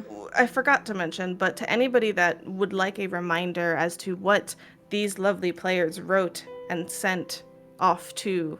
Oh, I can tell you, because I have. Right, but if anybody, at any point, it's all in a record on our Discord, so you're always welcome to go and look at that and reread It was from 1,000 years ago. It was. That's what it feels Right, like. for real though. Paper frogs were the escalation point. Like that's Yep. the fucking Yeah, we posted these on January 30th. Jesus fucking Christ. I had such a ball rereading them and sending them back. So, Grandmother Olu does not mention Uncle Turgeon. You know your brother. He's definitely one quick to action, not one for words at all. You know he's struggled with that most of his life. But he's also not had to, living the life that he's lived. So he's found like a lot of expression through trapeze artisting, like acrobating and painting. And you know that he drew you like a complete and utter joke of a thing. But the fact that he took the time to write out that letter to you, despite that difficulty for him, in and of itself means a lot. You also know that he mentions that Mom and Dad wrote a new song. It's pretty good. All right. Gets stuck in my head. Gets stuck in my head a lot. And Grandmother Olu did mention that it's very rather apparent that it's about you. And then lastly, Grandmother Olu wrote that she trusted fate would smile kindly on your journey. And my, if that's not an interesting choice of words. My, how the threads have been woven. How the turns have been tabled. My favorite quote, how the turntables turn. Indeed. All right. And so you sit there up in your tree, crying. Is there anything else that you would like to share? More than ever, Tal wants to go home, like, right now. Yeah. Yeah. That's where they're at. Yeah. All right. As we pan out of that tree and wibble wobble through time. That's it. Thanks for coming, everyone. Amazing! Look, I've been sitting here panicking for half an hour. Oh my god, that was so good. That was beautiful community Waffles, I time. love you. I love you so much, Waffle. Amazing. By the way, Tal, you obviously been through a lot, and this is only the beginning of school as you're kind of settling into a brand new pattern of things. Like, you've been through a lot within that first week, and things are still wild and chaotic and active and engaging during the days, but that touch of home, you know, if you take that piece of paper and then you kind of like you breathe it in, and you even smell like the caravans. I forgot, I was gonna perfume that and I totally forgot. I would have died. I would have imploded. There's that connection of despite that urge of going home, like, you do feel their love. 100%. Yeah, and it makes me miss it that much more. Oh, As yes. one who Oh, yes. suffers from a homesickness. I understand.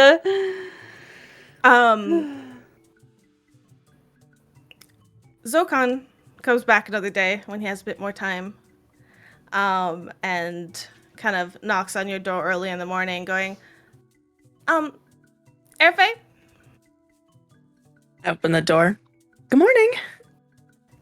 Good morning. Sorry, it's early. I have to get inventorying. Letter for you. Bye. Thank you. Off he goes. And so I have a very loopy, beautiful handwritten letter. I love it. And I don't have a letter Care of. opener, Amazing. but I have a long scissors. So we're going to go with that. Ooh, That's a letter opener. that counts as a letter. Oh, wow. It will open Boulder letters. parchment shears. This is on some beautiful red paper. On the Whoa! sorry. On the Whoa! front, You it gotta- says Airfay Troka, care of Magaambya Academy, Nantambu, Mwange Expanse. But it is on some hardcore red paper. Wow. Can I just step in and just point out Syrup's really proud face right now? I know. I'm good. worried. I'm scared. I'm a proud mama. That's Good. all right. I'm gonna try and read this. Very shiny. Yeah, All right. I was like, what ink will show up on this? Oh no, that's fine. Just give me a minute when I struggle a little bit. But okay, Absolutely. it says, "Dear Airfay, I'm glad to have received your letter and hear you are pleased with this school. You seem to have written a lot about your associates, and I can only hope they are not too distracting in your studies. It heartens me to hear your promises to our village, though. I have no doubt that you will shine bright for us once more and return home where so many eagerly await for your return. I stopped by to visit Fallen, thank you, Fallon, the other day, and they asked about you. You two were close, I believe, right? They had a small accident with their horse. Seems to have spooked while they were out running some deliveries. Nothing that won't heal with time, though, as they cannot work for a while they recover. I tried to deliver them some food when I can. Unfortunately, that is the way of things for now. But it is true all feel your absence greatly. How have your memories been? Please keep me appraised of any developments I worry about you. Praying for your success, Infral Tilbris. Yep. That was a complicated one to write. Yep. That was a lot of complicated feelings that came from her too. So I'm curious, because you've not the same RFA that left. You have had some interesting conversations with Tal and Hideaki and Ark, but specifically an interesting one with Hideaki not so long ago on a picnic that you were ditched by Tal and Ark at some point. So I will say the first thing that really, honestly, I think it hit me personally, and I know RFA would have felt the same way, is the immediate irritation of the dismissal of the people she cared about. She is automatically upset that they were referred to as a distraction. And he didn't say friends, he said associates. So she's started this off reading this getting a little bit peeved at the situation, because for those of you that didn't get to see the letter, 90% of it was about these three. So Yep. It really was. It really was. It was like, this is all about Tal, this is all about Hideaki. Yeah, so she honestly, I think she's a little surprised about that spike in emotion in that direction for her. Absolutely. But she feels very torn, because while she knows that she's here to help them or to go back to the village, she knows she just got here, and she's actually a little bit, she has the feeling of, I don't want to go. Back to the village? Yeah, she wants to stay here. So, let's talk about Fallon a little bit. Yeah. You're like, oh, we have to. I mean, so you know Fallon. Relatively close. He is one of the few that was very considerate and kind to you since the accident, really. Yeah. One of the few that didn't constantly bring up the fact that I couldn't do what I used to do. Yeah, he was supportive to you, right? Very much. And so the fact that that they're injured is upsetting to her. But and you know that something like that, with where you are right now, you could fix in a minute. Yep. Yeah, and that's the thing, is like, she knows she could handle it. She could go take care of it. But it's bad in the back of her mind. She keeps going, they'll be okay. They'll be okay. So to kind of the perspective of your village being what it is, obviously, since your time there has bustled and grown to an extent, but it is still very much like work for your keep. Mm-hmm. And somebody being out of work, especially someone young, and Fallon's situation with, kind of being the main support for his family, does have a huge impact. Yeah. So there is definitely a pull of, do I go or do I stay? But the conversations with Hideaki is, right now Fallon will be okay, and I need to get better for when I go back in a couple years, is all she can think. Yes. And from the vibe, and to kind of clarify, there's Idfar is by no means saying come back right now. Yeah. He's simply saying your presence is so greatly missed. Mm-hmm. Yeah, so she definitely is feeling the pull to go back and know that's why she's here. Yeah. But I think just the starting off of the letter with the don't get too distracted by your associates kind of soured the whole thing for her. Does it... It's interesting, right? Because Infar has been there for you. Mm-hmm. For as long as she can remember, yeah. Yeah, he's been your main support system. He's told you the most about your previous life. He's told you how useful and helpful you've been to the village, and kind of guided you along that journey, and shown you how great of an impact you have. To hear a letter from him, something that potentially you were like excited when you opened that letter, be like, oh, a letter from home, and to immediately be struck by that emotion. It was kind of a slap to the face. Does it make you think about any of your previous interactions with him? I mean, Arafe has been thinking on that, especially since she's had that conversation with Hideaki about, what is it that you want? And kind of reflecting back, it's always been the conversation with Infar has been what they need me for. And so that hasn't gone unnoticed at this point, but she's also trying not to think too much into it. Because again, like you said, the way our village runs is your usefulness is kind of your way through. It's how you... It's a way of life. Yeah, it's a way of life there. So it's not abnormal to have someone be talking about what are you going to do for us kind of thing. Yeah. But it is didn't stand out there. No. But this is a slap in the face. And perhaps with those convoluted feelings. Yeah. I think it's really kind of paired with the fact that someone for the first time asked her what she wanted to do. And her first thought when they asked her that was, well, this is what they need me to do. So, yeah, thanks, Hideaki. Anytime. Give me complex emotions.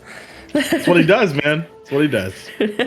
And I will liken back to the beginning of this chapter, to that lovely little story where magic can do much, but those who wield it deserve respect and peace, lest they vanish like the woman into the mountains. Okay. So, throughout the first couple weeks or however long it takes for you to get these letters back, get sent all the way across the Mongi Expanse to even further for some, all around the areas. And now you get your replies in hand. But this is scattered throughout school life, class life, life. So I will remind you that as these days and such go, you learn and involve yourselves with perhaps a few other things that are going on around campus.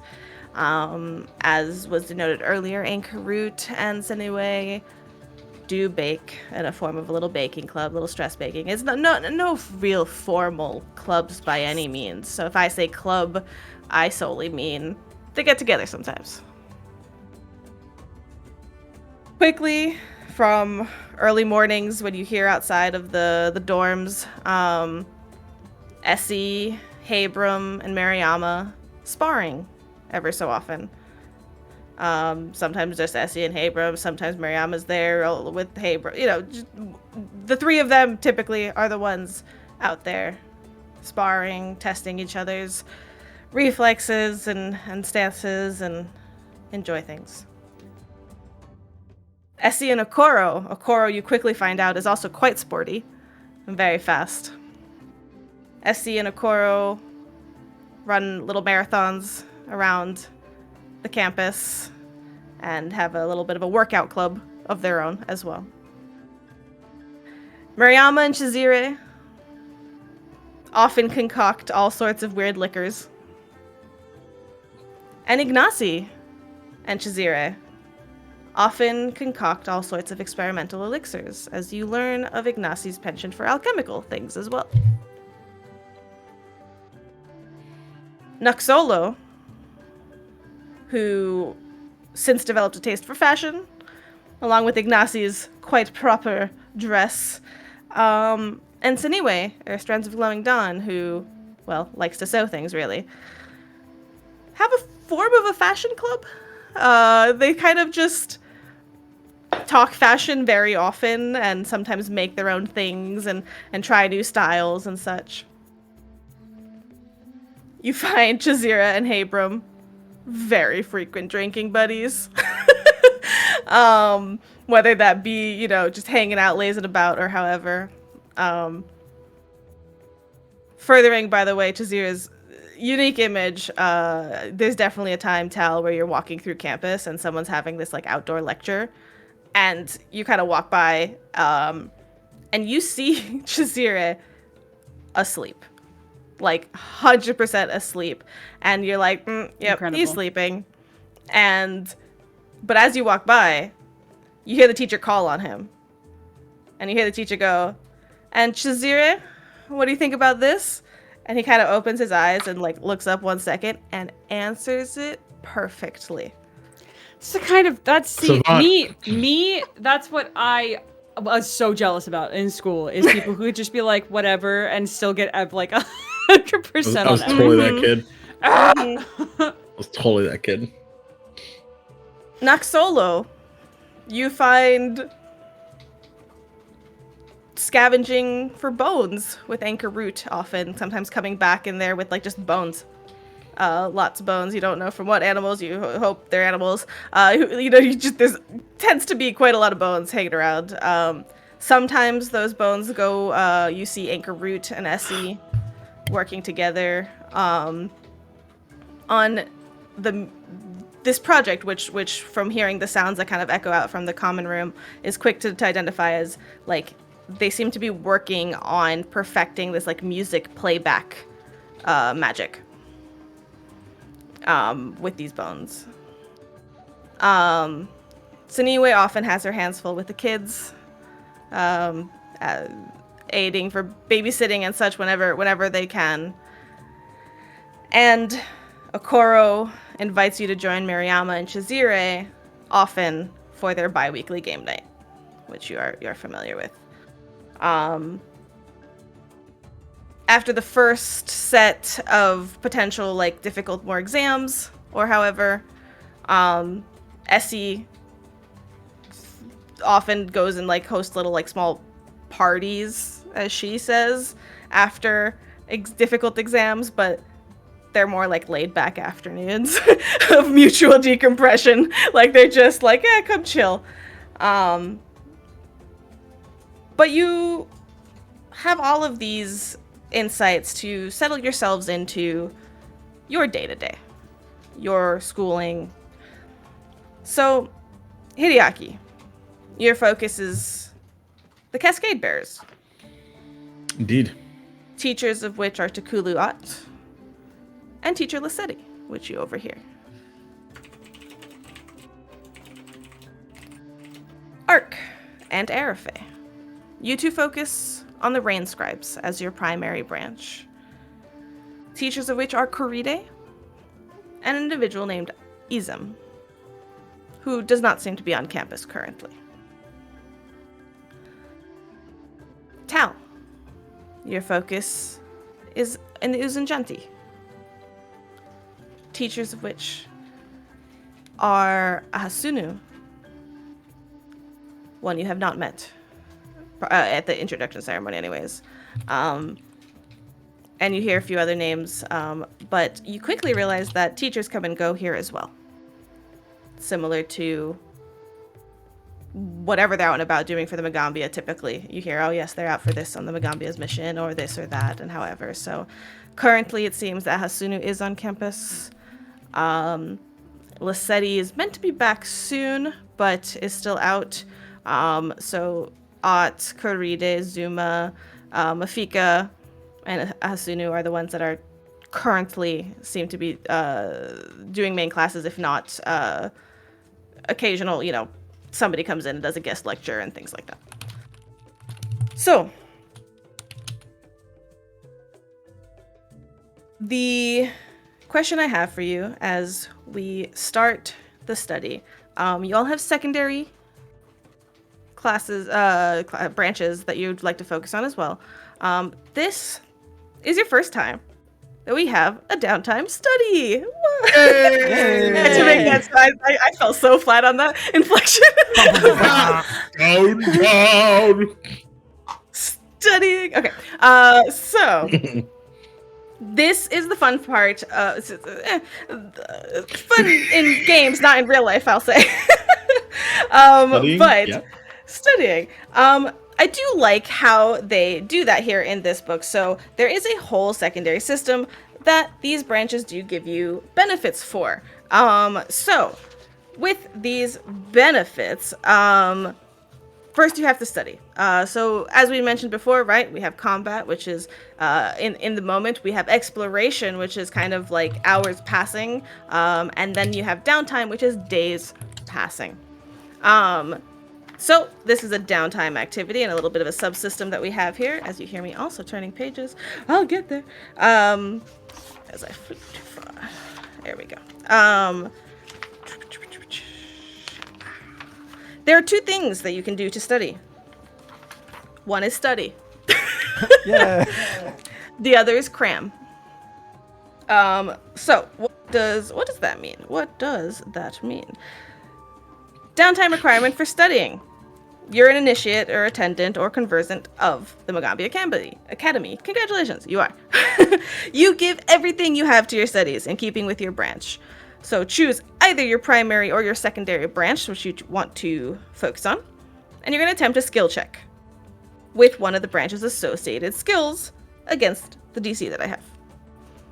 Critical success, failure, critical failure, all of those have things that will happen, and that will either increase or affect future, yes, ASMR, paper turning video, that'll affect your future studying. So, if you succeed though, you go up a branch level. So, we're gonna find a place somewhere on your character sheets or wherever you want to track your branch levels. Because that determines stuff and things. Now, that's studying. Cramming. Again, your initiate, attendant or conversant or whatever. And your branch level for either your primary or your secondary branch is 2 or more levels below your limit. Your limit is your level. Now, if this is all super confusing, don't worry, I will simplify it. Basically, your branch level can't be more than your level, and you have the chance of jumping by 2 or by 1, pending. So, basically, cram. Realizing that you're falling behind in your studies, you cram more than you probably should. You study twice, each in a branch that satisfies the activity requirements. However, the extra studying comes at a price. Until the next time you take the study downtime activity, you're particularly tired from all the extra hours cramming. So at the start of each day of adventuring, you must succeed at a DC 8 flat check, or be fatigued for that day. What is that command in chat? I love it. Really amazing. Thank you for that.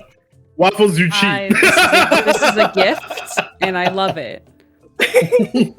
There's a reason pineapple is our rip emoji. Okay. So, let's take the first 2 months of your time here at the Academy. It's a lot of time for some of you, perhaps more than you've expected, but what is your focus? Are you studying at all? Are you just hanging out, getting close to your buddies? I want to remind you, for each downtime moment and role, so to speak, that we have, you have options. You can get close to your friends, which may give you future benefits. I'm talking about NPCs here. You can study, and you can earn income. Reminder, you do have a stipend that you get that you earn by being a perquisite. So you can get money and you can spend that money. Don't forget there is a store here. You can always look at Pathfinder2e items and stock up. You have money. But perhaps you want to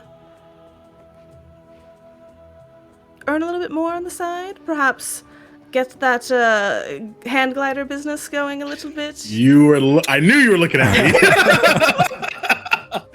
That is correct. So let's see, two months. Let's start with that first month. We're not always gonna go month by month because things are gonna happen. So within this first 2 months, what are each of your focuses? Let's start there. All right. Art's gonna study. Yep. His main branch. He's just gonna become the best in that branch by far. So. Okay. Here's a curiosity. So you focus hard on Karida's classes. She's probably one of the worst teachers for you.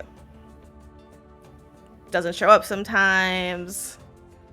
Plays favorites. How do you handle that? He handles it much like he handled Iska, I imagine. It's a very, like, dissociation of... it's a combination of when she's there, he'll learn as much as he can, as quick as he can, and probably be slightly annoying and ask for future questions, knowing she won't be there. Be like, so what are we studying next week? Like, stuff like that. Sure. And when she's not there, he will definitely, like, partially disassociate and just, like, he'd read the same chapter 6 times, and then if he finds someone that he can kind of get along with in class, he might ask them stuff, but, like... So the thing is, this could go one of two ways, because there's an aspect of her personality that you're quick to find that she has a very open and honest fascination with repellent subjects. Like, she loves the macabre. She loves fungus, decay, insects. And she is open about that, right? That love, she'll go into it. So there's an aspect of her breaking social norms that she enjoys. And so she's not necessarily going to react instinctually negative to your, like, you show interest, like, she's not going to necessarily take that a wrong way, you know what I mean? You might be directed to the point, but she's like, okay, great. So I don't want you to have to roll diplomacy for this because that's not your forte. And I don't think that she cares. Right. So what would you like to roll for me to see how, because one of the quick things, right? Obviously she neglects commitments, fails to show up for classes, but she's also shameless about giving the best opportunities and materials to her favorite students. Sure. So I don't know how she treats you. I mean, see, we can't roleplay every single thing, obviously, but I do remember, like, she was interested and slightly fascinated by art in the, like, after he said that he killed the thing, like, showed it to her and stuff. Yep. So I think Ark would find most anything to learn fascinating and probably sees her as an expert. So if she begins talking about, like, fungus and stuff, he would likely, like, lean into it, like, into the macabre and everything. So I could see anything from, like,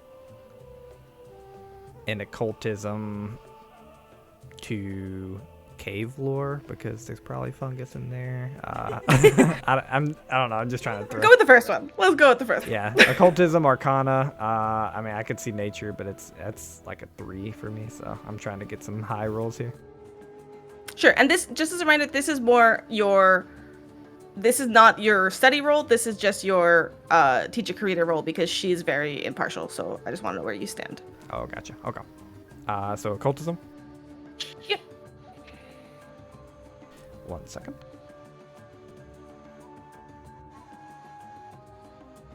18. Oh, perfect. She quickly enjoys how you are dedicated to excellence. Yeah. He, like, latches on to very specific topics of conversation that he thinks that she finds interesting. So, like, if she starts giving more than 2 or 3 random little tidbits that he thinks other people doesn't have, he latches on for sure. All right. Let's see what you have to roll here. You are Rain Scribes, is that correct? Yeah. Perfect. So you can roll for the Rain Scribes either. This is for your studying medicine, nature, or survival. Or, well, let's see. Hold on. Is this attempt a skill check with one of the branches associated with skills? However, I wonder if you could roll lore skills. I don't believe so. No. Okay. Yes. One of those three, please. Okay. Arc drops out of class. And at all point, you are able to switch these things. So just denote what level you have in what thing. For sure. All right. Those are all very bad. Okay. I'll roll magic. I will give you a +2 No, that's fine. for being her favorite. No, that roll mattered. Okay. Medicine is an 8. I'm gonna hero point because it's a natural 5. Mhm. Okay. Great. All right, even worse. Nice. Nice. 7 total with Nice. the +2. Oh no. Buddy. Gotta learn, right? Mhm. That's why Gotta we're in start school, somewhere. right? Gotta start somewhere. So here's a curious question: where's the DC? That's a good question. This Oh, is God. this She's is the gonna be super curious disappointed. question. This is the super curious question I find myself like. Obviously, I'm gonna play it. I think this is a great story for art, but I find myself as a player like, would he had known the rain scribes are medicine and nature focused? Because then he would have never went there in a heartbeat. Like, he's here to learn magic. So I can okay, fair enough. So I will say this: as you attend your first set of classes, you learn a little bit more about these branches and what they really mean. So rain scribes, obviously they value adaptability in thoughts and deeds, as well as the willingness to admit errors and learn from past mistakes. What you continue to learn is that they tend to focus more on the natural world and survivalism. So their magic would likely derive heavily from primal traditions and focus largely on adapting, like animals, to one's environment. Gotcha. Yeah. Not his forte ever, really. But I mean, I'm down to keep this roll and then say he switches classes probably. Sure, and I'm happy to make that work. Okay, so I'm getting that it's 14. So we'll go with that for right now, and I will look into this later because I don't understand where it's written here, and I don't want to sit here in silence and read. So Well, I didn't crit. Read to us, Syrup. Read to us. Tell us in your my secrets. best monotone. Okay, so, yes, no, that is a failure, obviously, but it's not a critical failure, so that's nice. That's what's really important. You need to work harder and try again. Your branch level Ooh. remains the same. Yup. Woof. Woof. As it will forever. So with this style of stuff, like, that's not the only thing you're spending your time to. And a very important thing that I just wanted to note is that, like, one of the things that you quickly learn is, especially with like the downtime amongst like the other NPCs and such, is that like they're taking their studies, and one of the things that the Magaambya greatly encourages is the creation of your own magic, which is fun. So you do see Jazira working on something occasionally, very rarely. He probably doesn't really do it in public, but like, you know, other people doing this, that, or the other, and getting some interesting things. All right, but we'll get into that later. Who's next? I'll go next. Also... Oh. Want to play rollers? No, we can't. Well, I mean, we can. You know what? Let's do it. Let's do it. Let's do it. Oh no. 16. 7. You go. Okay. Rollies. Rollies. Cool. Where shall we begin? That's Well, up to you. Well, I know where I want to start. I'll just say it then. It's Cascade Bearer's time. okay, perfect. So, and don't get me wrong, like, it's not gonna be uninteresting if all of you guys just focus on the branches the first time around. Like, that's cool. You're going to school. You're probably studying.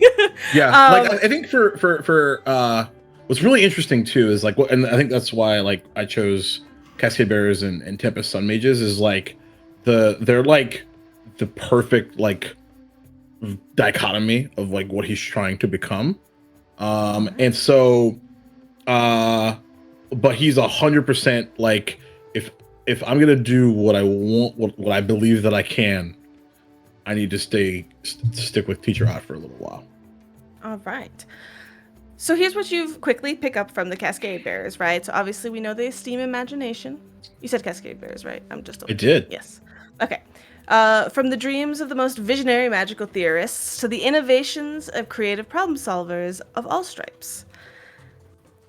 What you quickly pick up from your classes there is that Cascade Bearers are the pioneers of the Magaambya world. They work often in developing burgeoning fields. Research and lectures consist of blending magic in like new mannerisms, spell creation, innovating fields that have not been previously explored. Now, Perfect. this is with Ott, who you do know a little bit about. So, tell me, what's your approach with Ott? Are you eagerly take him up on his personal lessons? Do you mostly just stick to the book? What do you do? He would definitely. I think that Hideaki doesn't really understand what a teacher's pet is. At least from a reputation perspective, because he's so focused on because he didn't trust him. He pushed him super hard, challenged him in every capacity, and so now he's going to listen for a little while, and then push, and then listen, and then push, and sort of take that back and forth, or try to create that back and forth. And I think, especially if there's no other summoners in the class, he's going to make sure he's going to have Overnoza up and around the whole time, loud, like he wants to be number one in this class, no doubt. So seeing that, Teacher Ott ropes you in to his machinations. No, he ropes you in to. Oh, oops! Oh, did I say that out loud? So he's like, he sees your energy. He sees that you're chomping at the bit, and Teacher Ott, being a very wonderful teacher, knows that the best way to do that is to fuel that in a direction. And he's like, great. You seem super eager. So for you, what I would like to do, and he shares with you some of his research, and you realize that Teacher Ott is not just passionate about teaching and re-envisioning and revising the way the Magaambya teaches. He's doing it methodically. He is a Cascade Bearer through and through. So, he asks you to occasionally come to office hours to help with the other students. He shares with you how he's been formally researching the study of teaching itself. So he's kept meticulous notes, aggregated data, catalog research of different approaches that work for different people. And so because he's bringing you in on this, he's just like, why don't you try to help your fellow students and tell me what you find success with or not in the methods of teaching. So he will ask you to help him get more data, so to speak. He's super down for that. Because Teacher Ott's a good teacher. God. Take that, Okoro. I think that's like all Hideaki wanted was like, prove it. Mm-hmm. Talk is cheap. Prove it. I mean, he had 1 week and like 2 days that he's talked to you. So, now he's able to do that. Go ahead. So with the Cascade Bearers, the skills are Arcana, Occultism, or Religion. We're going Arcana. All right. No shit. Natural 20. 27. That's gorgeous. It's nice to have good teachers sometimes. I completely credit that natural 20 to Teacher Ott. Yeah. Hideaki would agree. Incredible results. He won't. You ace every exam and cause a stir that all the instructors notice. Increase the level of the branch you chose by 2. So, hell yeah. Here's what you get for that beautiful nat 20. For level 1 in Cascade Bearers, you get an additional lore. So you get to add the academia lore to your skill set. And because you're level 2, because you are level 2, and you can have a Finally level goes to 2 the library. branch, you get the Steeped in History benefit. At 2nd level in the branch, you learn about the history of the branch and the Magaambya in general. So you gain a +1 circumstance bonus to recall knowledge about the Magaambya. Oh, that's perfect for him. The tenets or history of your branch and members of your branch. But still, the Magaambya is in general as well. This will increase later on, but for right now, that's all you need. So +1 circumstance bonus to recall knowledge checks. Write that down somewhere. It's called Steeped in History, so you can just +1. Got it. Beautiful. Steeped in History. Tell. Me. Emotional child that misses her family. It's me. What's she doing? What they doing? What's up? I think that they do. I'm curious about this a little bit more than usual because you're not used to this environment. Correct. This is not This is what you completely do. opposite of how anything I do, period, ever, forever. But this could go one of two ways because chaos you're used to. This is very self-paced. Like you did have like instructors that like, you know, what's it called, that you like came and taught you things, but yeah, at the like same tutors time and like stuff, yeah. it's not all day. It's okay, I gotta go do my writing lessons, but then I'm gonna go do the trapeze, like, you know. Yeah. So you can find a way to make this work for you, but the question is, what is she overwhelmed? Can they not, you know, what's going on? Yeah, I think they're not really sure what they're supposed to be doing. Like, people have been, you know, people kind of have been telling them, like, oh, you can, like, you know, go to these classes, and, like, they understand the concept of, like, what schooling could be, technically. Sure. But nobody's coming to your room. You have to go to no one's telling me, like, where to go or when they should be there or anything like that. What they know they want to do is they want to learn more about, particularly since they perished. I think, so I know I gave you, like, the number 1 school and number 2 school, and I think I'm going to swap them around. Heck based on everything that's happened. Do you want to just attend different classes to get a vibe about what I think so. What? For the first couple of weeks, I think that's definitely what they would do. Okay. But I do think I definitely think they have a natural pull to the Uzunjansi just because it's so artistic, familiar. Sure. So let me. You want a little bit more depth to some of them, so you could make a better decision, or do you know? Yes. Well, okay. I know a little bit. It's mostly like the emerald bows, I think, that are a little bit more ambiguous. So perhaps you focus a little bit on trying some Uzunjansi classes and some emerald bows classes. Uzunjansi is as you think, right? So at its core, what you've been told is, they understand that knowledge lives in stories passed down through the generations and is also earned every day through personal experience. But as you take those classes, you notice that this is just definitely the most artistic branch of scholarship. It's the branch of playwrights, of writers, of artists, but also of historians and diplomats. At its most basic, Uzunjansi deal with the expression of oneself through art and storytelling, but it also has a bit more of a philosophical question, like, how does our language affect our thoughts? Like, how does the way we tell history change over time and across cultures? That's kind of their focus. Yeah. Emerald bows, they emphasize camaraderie, sense of community and connection with fellow Magaambyans, but they also interact with those outside of the Magaambya and spread the Academy's message. So this is like the branch of social sciences and cultural study. This is diplomats, politicians, community leaders, and a lot of the lectures kind of discuss different cultural approaches to magic and enchantment school. Okay. So here's where Tal is at.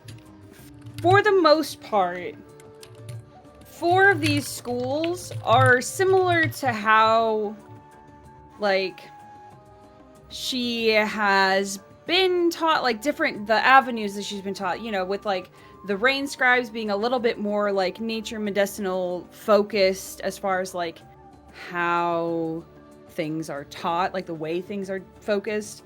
And with, like, the Emerald Bows being about going out and meeting people and everything, and learning more about how other people work so that you can work with other people and such. And the Ozenjanti being just wonderful artistic hippies and everything. I wish this was my school, is all I'm gonna say. Like, they don't really have too much interest in the Tempest Sun, not for lack of it being the Tempest Sun, because they're awesome, but that's just not their focus. The one they're going to focus on, though, is the Cascade Bearers, because it is so opposite of how they know how to learn, and it's also the one that focus, so, like, specifically about the occult, and understanding magic that she doesn't understand. sure. I mean, before you even go into, like, all of this, as you just sit in front of class. Hello, there's a mirror. I have arrived. Study me. So I definitely think that she's gonna focus on the Cascade Bearers as their primary, and then the Ozenjanti as, like, the secondary, because that's more second nature to them anyway. I love it. I will update this here. But okay, so given that, similarly, and you know what? I think you find this a quick, you magnet to it very quickly. For 2 reasons. You're lost at first, so baby, perhaps you just kind of join Hideaki. I just follow Hideaki around. I'm like, to one class. So, like, how do you do this? Come like, here. How do you Absolutely would be like, let's go. Standing in the middle of the square with their backpack, being like, I don't know what I'm doing. Oh my god! Like she's the 6th grader, and like Hideaki's the 8th grader. It's like, come on. But maybe it's because Teacher Ott is the perfect person that can help you with how to learn. They can't write this shit, because he cares so much about that. Yeah. And with Hideaki in tow, and you quickly notice, Tal, that Hideaki is shining in this. Look, good. This is finally Tal in their is beaming environment. because of it. Tal is happy. So I wonder, how does it go for Tal? How are they doing and how are they learning? You want to go ahead and roll, I guess, occultism for me? It's gonna be occultism, and we're gonna see, because, like, I think it takes a while. It might take, like, most of, like, the month to a month and a half for them to figure out how to study. They've never had to do it before, you know? Yeah. Because everything that they've learned by, like tactile learning. Like, you learn by doing, as opposed to, like, now it's time to, like, read 5 books, you know? So I love and trust my players so very much to make the character decision here. I'm going to offer you an option. You have both the benefit of going to a teacher that suits your style so very, very well, along with the Shining Hideaki, who has been, 1, close to you, 2, literally, Teacher Ott isn't bringing in to, like, help him with the teaching aspect as a whole. So you have quite a strong aid here, so to speak. I was about to ask if I could aid, actually. So that's to an extent, but because you're also doing your own, you're also doing your own studies, I would like to make that not a plus. What is it usually? Is it usually a +4 or +2, Waffles? +2. +2. So I was thinking just a +1. Alternatively, though, you know, it might be what you needed as a bare minimum to even get there, kind of a deal. So up to you if you want to take that +1 or not. Can you restate that one more time? Because my mind went on a journey. I love you so much. I appreciate that very much. Basically, you can say Hideaki can and Teacher Ott and this style helps you enough to give you a bonus. Okay. +1. Or that bonus is what you needed to even be able to study at all and therefore you don't get that bonus at all, but you're actually taking the okay. downtime activity. Okay. So, ooh. I mean, he did get a natural 20, so he's doing great. Right. The parse down version is I either get a +1 bonus or I do not, correct? Yeah. Okay. Yeah. Okay, I just want to make sure. Okay, got it. I think I'm gonna go without the bonus because it's such an alien thing for I Mal. love it. See, guys, trust that, your like- freaking players. They will Yeah. do what they think their player or their We're like character hard would. mode. Yeah. Well, I think it makes sense because like they're still getting a lot of help from Teacher Ott and from Hideaki, and probably trying to ask Ark for some advice as well. Basically everyone, like going to Airfare, be like, how do you take notes? how do you do She's this? just like, I don't know. Like, great. Imagine that Hideaki and Ark's advice super cancel each other out, probably too. Oh my god. Certainly hope so. I feel like Arafe is that person. She's like, I don't know. Let's go find out together. That's love so true. Oh That's my true. God. Yeah. All right, Hand in hand. excellent. Great. I'll see you Roll later. that occultism. 21. Hey, you did shit. Beautiful. Let's go. Great. So that's just a success. That's a lovely success. So Love a lovely success. you succeed in your studies admirably. Increase the levels of your branch by 1, which means that you get the additional lore benefit, and that gives you academia lore. You're learning a whole new world here, as we all sing. A whole new world. I knew it. I got ahead of it. Beautiful. Fantastic. Sorry. So, while I would love to go, I have listen. I love y'all's characters so freaking much. I'm honestly biting back the words of so now what is Tal thinking? How is Tal reacting now? But I'm like, no, I can't get into it. I'm trying. Arafe. This is curious. I'm very curious about this. Yeah, she debates back and forth which one she wants to go to first, but she feels some of the guilt of making sure she's doing what she's supposed to do while she's here, since she's being sponsored by her village. So I'm going to study with the Rainmakers. Or sorry, the Rain Scribes, excuse me, Rainmakers. The Rain Scribes, the Rainmakers. It's those tubes that you just shake and then they make noise. That's what you do all day, every day. But I think she's gonna kind of run into the same problem as Ark did right away of, okay, I'm not really getting help here. What do I do? So she's gonna try working with Anchor Root as much as they're comfortable. Ooh. To try and get that in on the inside, I'm friends with your favorite, so I'm also your favorite kind of thing. I love that. But also as she learns more about her, the teacher's love of morbidity and things like that, she might actually purposefully activate her curse to show the teacher to kind of be like, oh, this is a weird thing, right? Yeah, okay. So I don't look, because Karita is very hot or cold, meaning if you're her favorite, then all the attention, but if not, kind of leaves you in the dust. Yep. So I'm going to suggest this. You mentioned Anchor Root first, and I like that because that's interesting to me. So I'm going to have you first roll, kind of like Waffles did earlier. First roll a diplomacy check, or please argue whatever else you'd like with Anchor Root. I mean, diplomacy is the best thing I got. I'm not going to argue that. Beautiful. That would be a 19. Awesome. So, you unlock the classroom advantage that Anchor Root provides you.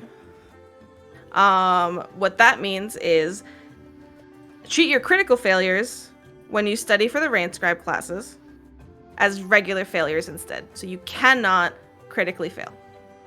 All right. That's your That's bonus. nice. Yeah. Okay. Awesome.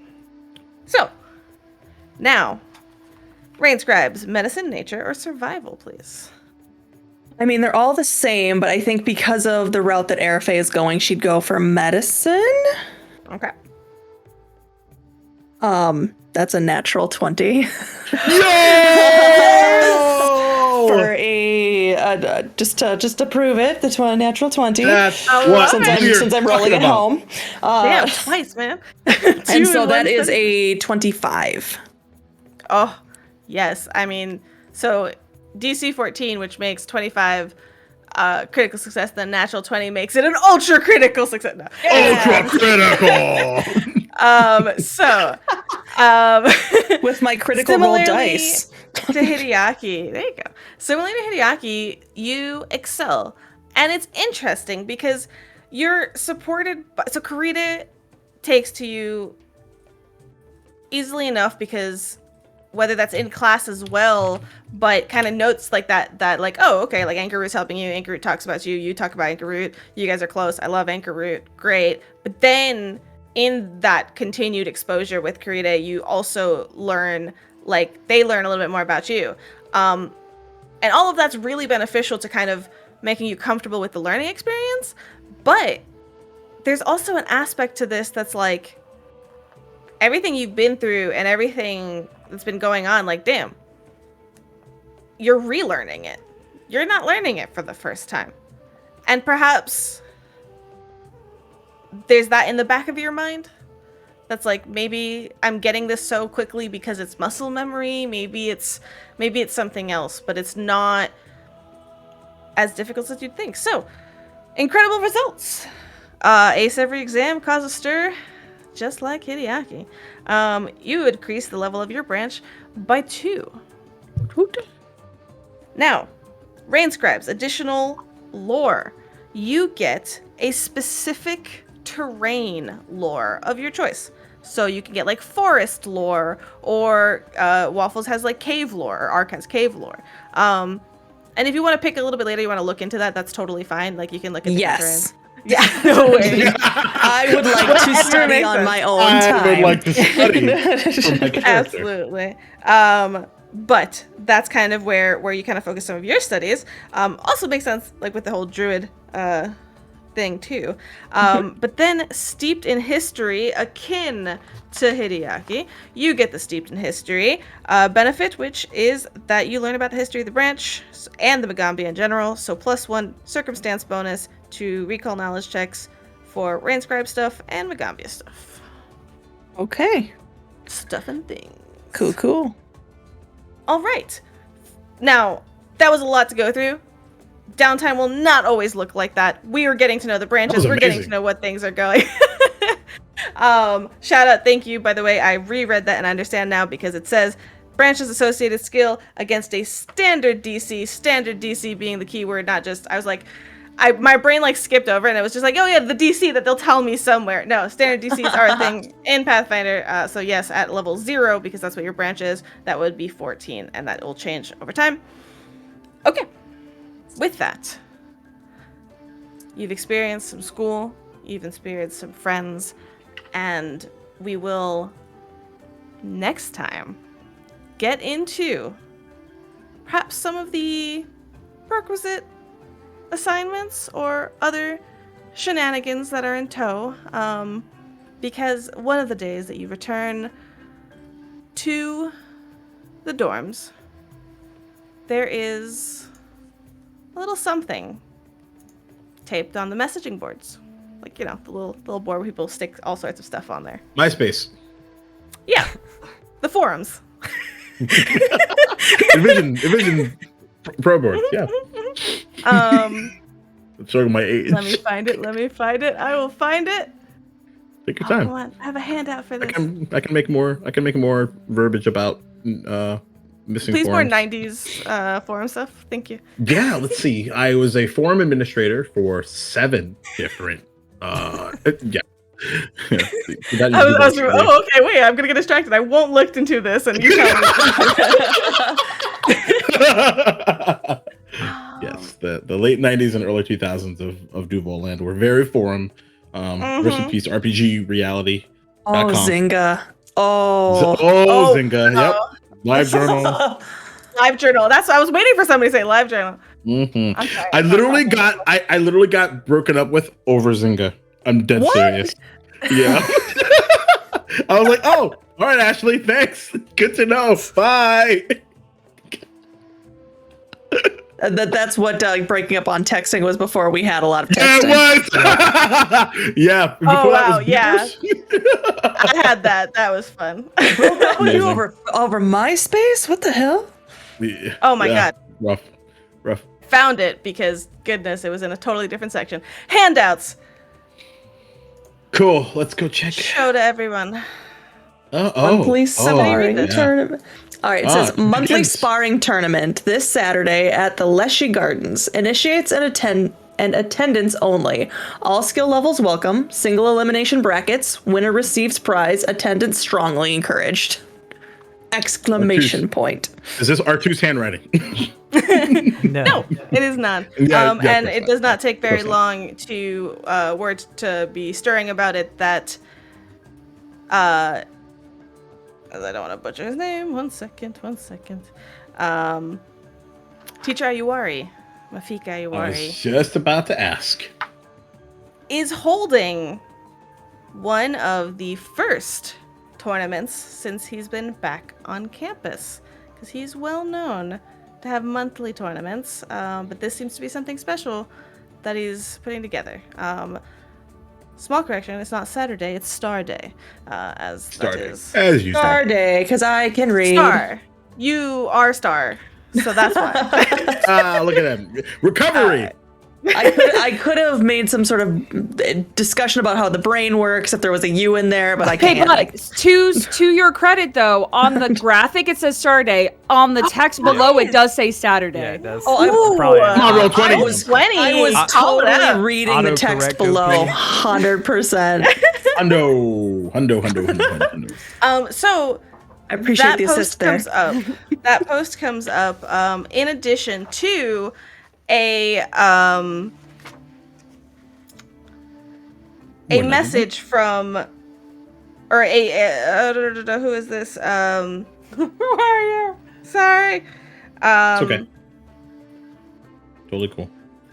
Teacher Zuma flags one of you down, and one of the points. Now, reminder: you don't only take classes from your branch; like you're taking all sorts of classes all over. But one of the points, Teacher Zuma flags you down and asks that you also come to his office at some point because he has something he wants to test out. Need some volunteers. Individually or everybody in the club?